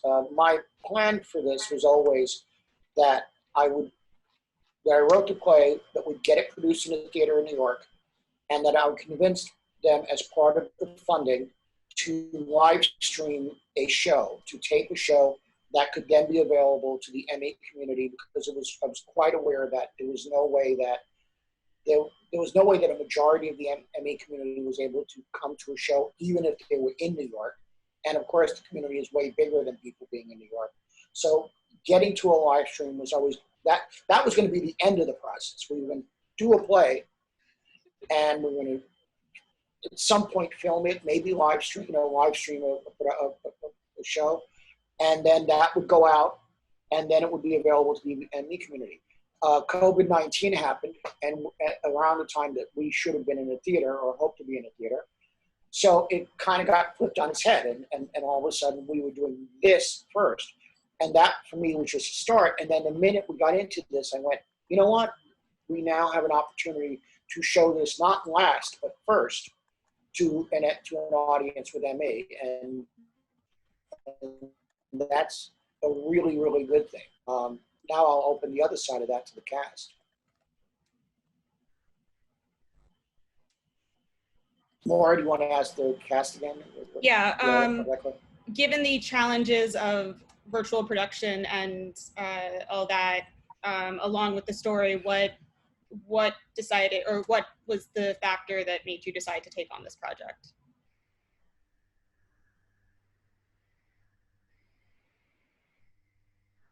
I think all of us right now are just looking for any way to create. I think all of us were just like, work? Great, cool.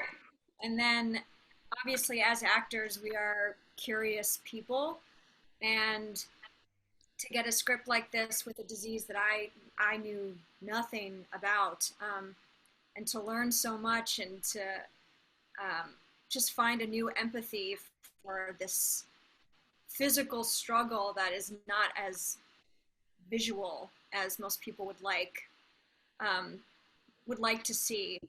It was a surprise, I think, for me and for everyone to even know that this existed and that this was plaguing people. And our jobs as storytellers are to bring light to these things that maybe get overlooked. So this feels like a good story to bring out, because I don't know many people that know about it, but I know a lot of people that would really appreciate something like this. By the way, Maura, I'm going to remind you in the chat, if you could put up those numbers for the suicide hotlines. And yeah, Roby for over the next week or so is going to be sharing. She has a lot of great. You can have Roby join us at this point. Roby's at this point is going to be looking for some of these support groups that I don't know about, and that we're going to create you guys as a mailing list, and we're going to do a Facebook page that is specifically geared towards people in the ME community, connected to the show, but specifically addressing the ME community, not like, oh, when is it going to be a play or anything else, just specifically so that we hopefully can create a forum where, if the play is a kickoff for that discussion, but also where people can share and talk about challenges and that sort of thing.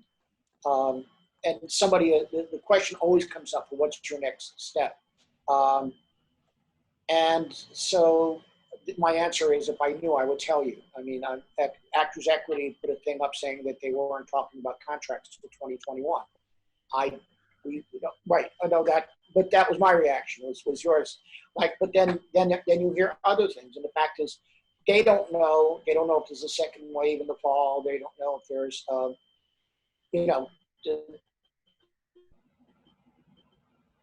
we don't know. I mean, I was in contact with really good theaters that I really wanted to be at before this, and their answer all has been, well, we'll get back to you when we know what we're doing. But I will tell you this: the reaction of the MA community has made it absolutely imperative that I get this thing done. So, and it will, and when it is done in an actual theater, there will be a live stream. And unless any of these folks are on some other major project, these will be the people you will see, because there is nobody in any one of these roles that I would rather have playing these, and that's for all 9 of these cast members. There is not one person I would rather have than the people you're looking up on that screen now.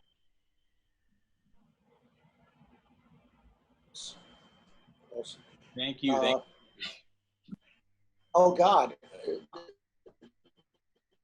You know, I mean, you guys come. I'm not gonna make these guys blush. Read the program. Read what these folks have done. These are like major professionals, and they've all put in. You know, when you do a showcase, there's a limited number of hours you're supposed to put in. I stopped looking at the clock a long time ago, but I know that there were over 40 hours of rehearsal, and not once did someone say, "Oh, come on, JP, how much do we really have? Like, can't we just, it's just going to be on Zoom. Can't we just like?" No, it's been like, "Oh, we need another." I'd be like, "We need another rehearsal," and then everybody's like, "Okay, what time? I'm there." And so what they have given to this, each and every one of them, and I think, and again, not to point anybody out, but with both Darren and Lee, because they're in like every scene, have just the amount of time they put into it. Because Darren was also choreographed those two dance numbers that you saw. And he is an amazing choreographer. He's also a director, besides being an actor. He's a choreographer, dancer, director. And so, he put the time into doing them and sitting with the editing. Maybe one of my favorites was trying to edit the second dance piece on Zoom. Yeah, he's laughing. With myself and Lee and Darren and our editor and Maura, and we're watching it, and I'm going, "Oh, can you bring it back 2 seconds?" He goes, No, it's not 2 seconds, it's 5 seconds back. You missed it. And I said, finally, "Gee, this would have been so much harder if we were just all in the same room together, wouldn't it?" Right? Because we almost forget, we've forgotten the real world where like that's what we do. We're in the same room and we talk to each other. And here we're looking at screens. So it's a weird process. Has Roby joined us? I only see the people. Yeah, Roby's on. Roby's on. Also, it's good to mention that the like 80% of the choreography of the second dance came from Lee's improvisation, which I then copied. If you folks are not familiar with all of Lee's work, her links are in the program. She has a lot of talent in a lot of different areas. So I am not, and I was very fortunate to have an actress who's my background and training was kind of like old 60s and 70s hippie directors that I worked with during the 80s.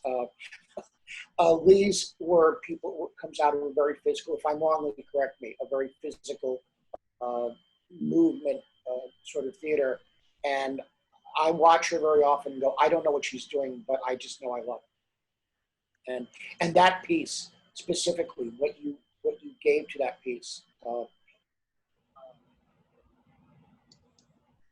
Yeah. Can I yes, jump in really quick? Yeah. Do you want to switch over? You asked about what brought us to the piece, and I just want to give a shout out to the casting director. Thank you. Yeah. Sarah Yeah. is amazing. Outside of, I knew Lee and I knew Charles and I worked with Lee and Emmy, and I met Charles in January, and Blanche came to us through a mutual friend, and all of the rest of these people came to. If you direct plays, the name is Sarah Koch. Her link is in the program. Look her up. In film world, I'm produce film. I'm so used to being told, "Oh, this person's this name. They had this many hits on their social media. This is their cue," is what we used to use, right? And this is a woman who talks only about their acting. That's all she ever talks about. She doesn't talk about how popular they are or anything else. She talks about their work. And her name is, again, Sarah Koch. Look in the program. Hire her. Thank you, Akil, for me missing that. For sure. Look up this gentleman's videos. Google his name. Look up his videos. Amazing. He produces them. He does everything. Amazing. Well, that's actually how Sarah and I know each other through a community in New York.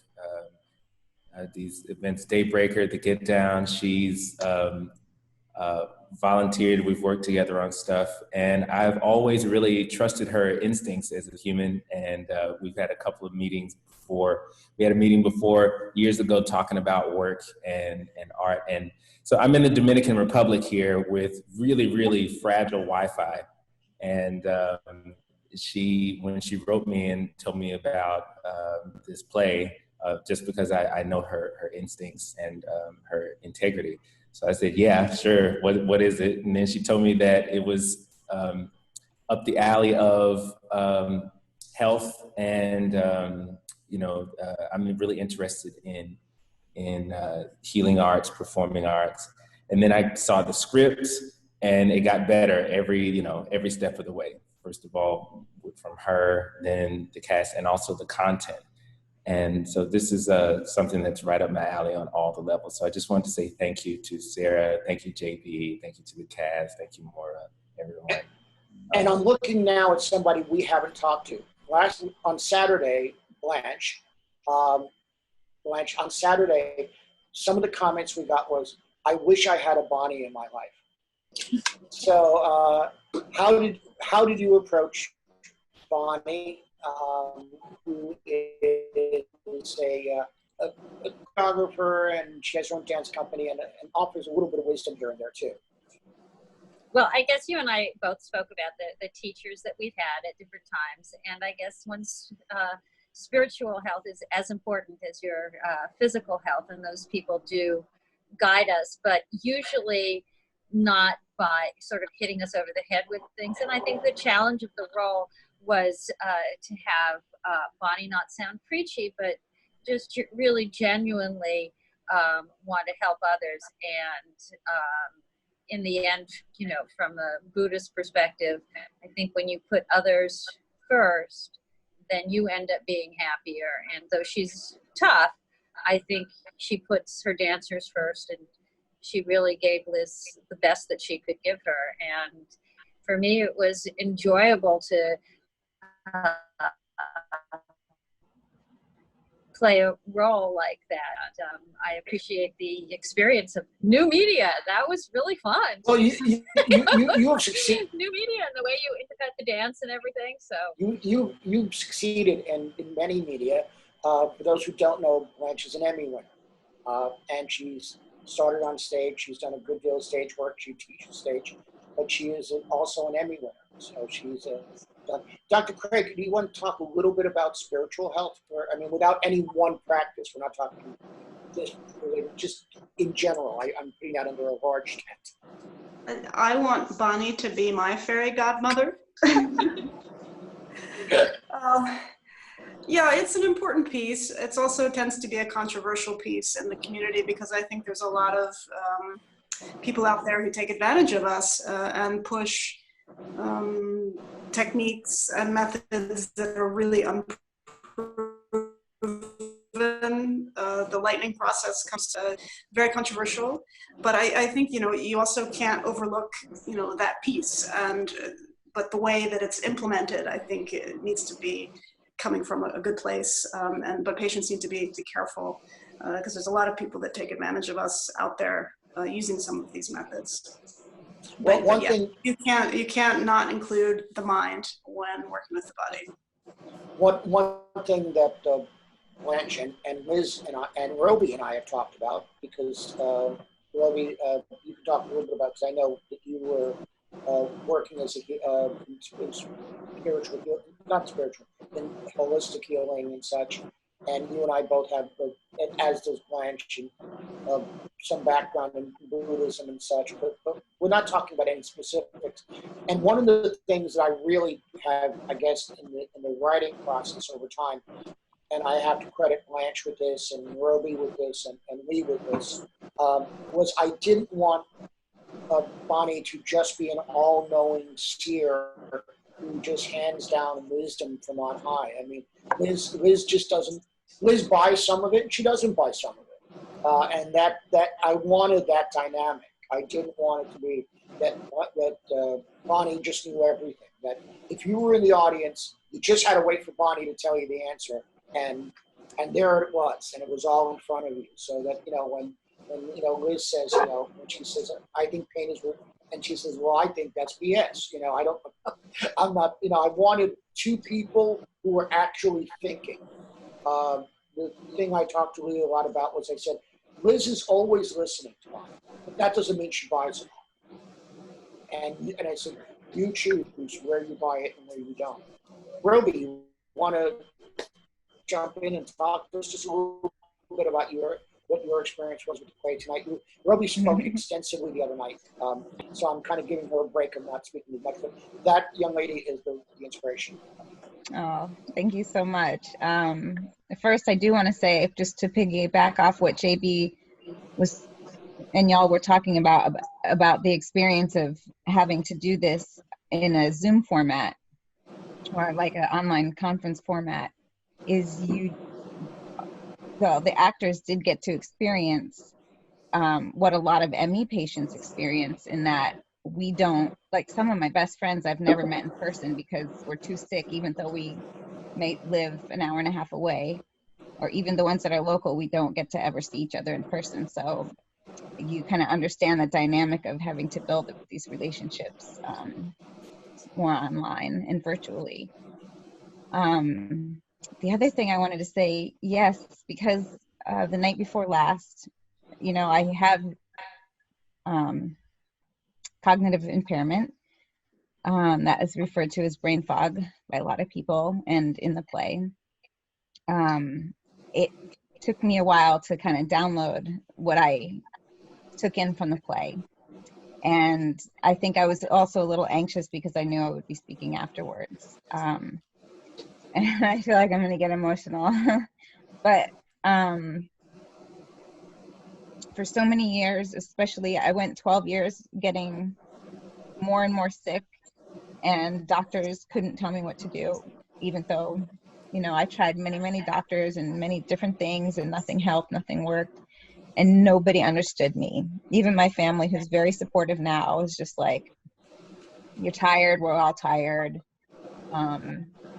And when I finally got a diagnosis, I talked with Meg actually, and it was such a relief to talk with her. But I was really too sick to manage my own healthcare at the time and get to the test that she wanted me to do and follow up. So I just kept getting more and more sick, and I was so alone and isolated. And my experience is completely normal for people with ME. We just get more and more sick, pull out of our social lives. We lose our identities with our work, which you mentioned. And never in my wildest dreams of years of feeling so alone could I imagine that that a story like mine would be in a play, and that these actors would be connecting with this story so well, and that the audience would be not only ME people whose lives now feel a little more justified, and there's another word for it I can't think of, but validated. But we feel more validated that this is real, and it's like very emotional that other people besides our family and our friends that stayed with us through the whole journey are able to see, get a glimpse inside the life of what it's like. So I will be forever grateful to JB for writing this, and for this cast and the producer. You guys are amazing, and the performance tonight just blew me away. I was much more emotionally connected with it. Like I said, I was a little anxious before about having to talk afterwards, but you guys just blew me away. So thank you very much. It's a chicken and egg, Roby. This play doesn't exist without you. Thank you. I don't write this play without your story and your bravery online. And I said this the other day, but I have to say it again. I feel there's a thing I don't like that writers do, which is they mine other people's experiences for their own use. There's a certain female songwriter who I won't name who tends to use like every boyfriend she breaks up with as material. And I always feel that to an extent that's fine in generics, but then to an extent, especially when someone's a dear friend, as Roby has been, that's using them. So you and I never spoke about. I mean, but what inspired me was that in your social media, you are there in your good days and your bad days, and you're like, today is, when you would have a bad day, there would be a picture of you not being in the best of shape, and also saying, today I can't read a magazine, today I can't do this, today I can't do that, today I can't do this. So you have been open where a lot of people don't like talking about stuff, and you put yourself out there. And the first thing that when I introduced you to me via email, and she was saying about the 30 questions, I didn't even realize it was 30. It was really 30. But the first thing you responded was, I'm an open book, just ask me. Yeah. Just ask me.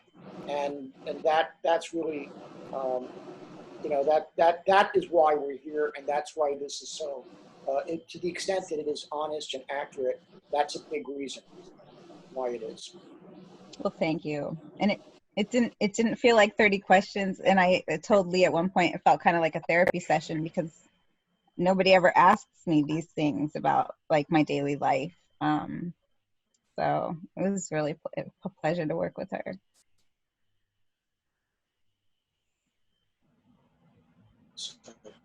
Yeah. I'm trying to watch the clock. I mean, this has been a long time for all of you. Can I just maybe ask Dr. Craig just to give some closing thoughts on this? And Roby, if you have a thought that I cut you off the other night. So, but both of you, maybe Roby first and then Dr. Craig, just their closing thoughts.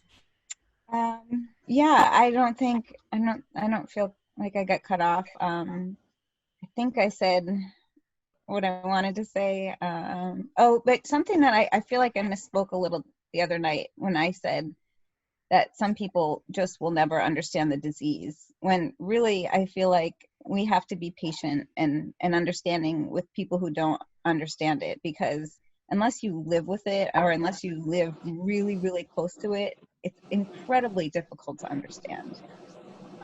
Even on days when I used to have better days, when I was able to, I like couldn't really remember what it was like to have a really bad day. So I think we have to be patient with those who don't understand us. There's a section of the play where I kind of address that, where they start laughing and they say, well, if it wasn't us, when he says, well, no one knows what to say. And she says, well, if it wasn't us, would you know what to say? Like, if it wasn't us, if we weren't going through this, we'd be just like them. We wouldn't know what to say or do, Dr. Craig?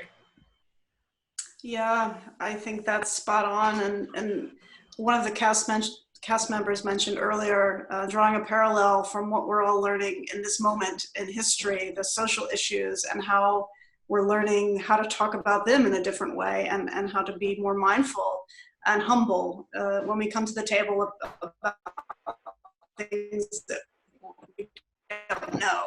And I think that's true of this condition as well. We just need to find ways to come to the table and talk about these things in a way that people understand. And it's hard. It's very hard to explain.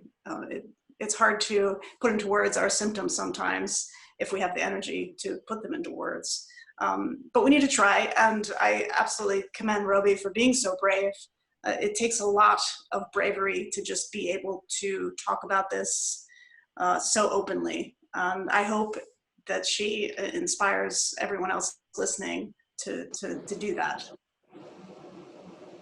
Well, I just want to, I will just wrap this up on the note of thanking Maura Trail, who's our producer, who has put in probably as much, if not more hours than me. And she doesn't get to do the fun stuff. She gets to do all the technical stuff and whatever, and she makes me look like I know this stuff, which sure will not. And no one has mentioned my production designer, Corey Diskin.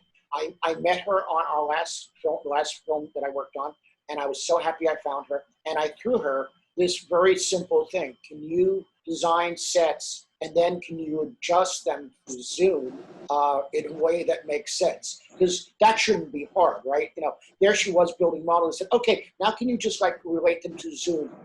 Is that okay? You know, and of course she never says no. She's like, okay. And she ran off. And are you on screen? I only see. I'm not on screen. No, I will be right. Okay. Oh, no, guess not. Okay. Well, you keep trying, but her name is Corey Diskin, and she like this morning. Those sets are not the same sets you saw Saturday, because she went back and changed them and improved them all, because she said, I can't admit those sets because I wasn't happy with them. There she is. She said, I wasn't happy with them. So she went back and changed them all again. Like, I didn't ask her to. I was like, oh, great, you did a nice job. And she's like, no, they were not good enough. Hey, Corey. Hi. And she went back and she changed them all and she redid them, you know. That's what I'm surrounded by. I'm surrounded by actors like that. I'm surrounded by production people like Maura and her and Vitra Fraga, I haven't mentioned, who worked to edit this. And, you know, if you're a writer, if you're a director, and you are surrounded by people like this, you are just honored and blessed, because this is not a one-person thing. None of this is this without all of these people. And you know, so thank you all. So I'm going to leave. Let's offer the audience one more bow, and then we can go. Because I know we're at 3 hours now. There you go. And 4 hours for my cast, who's here at 3 o'clock. So thank you all. Thank you. And we'll let you all know. Everybody who's in the mailing list, we'll keep you up to date. Take care. JB. Thank you. Thank you. Nothing without you, JB. Thank you. Thank you.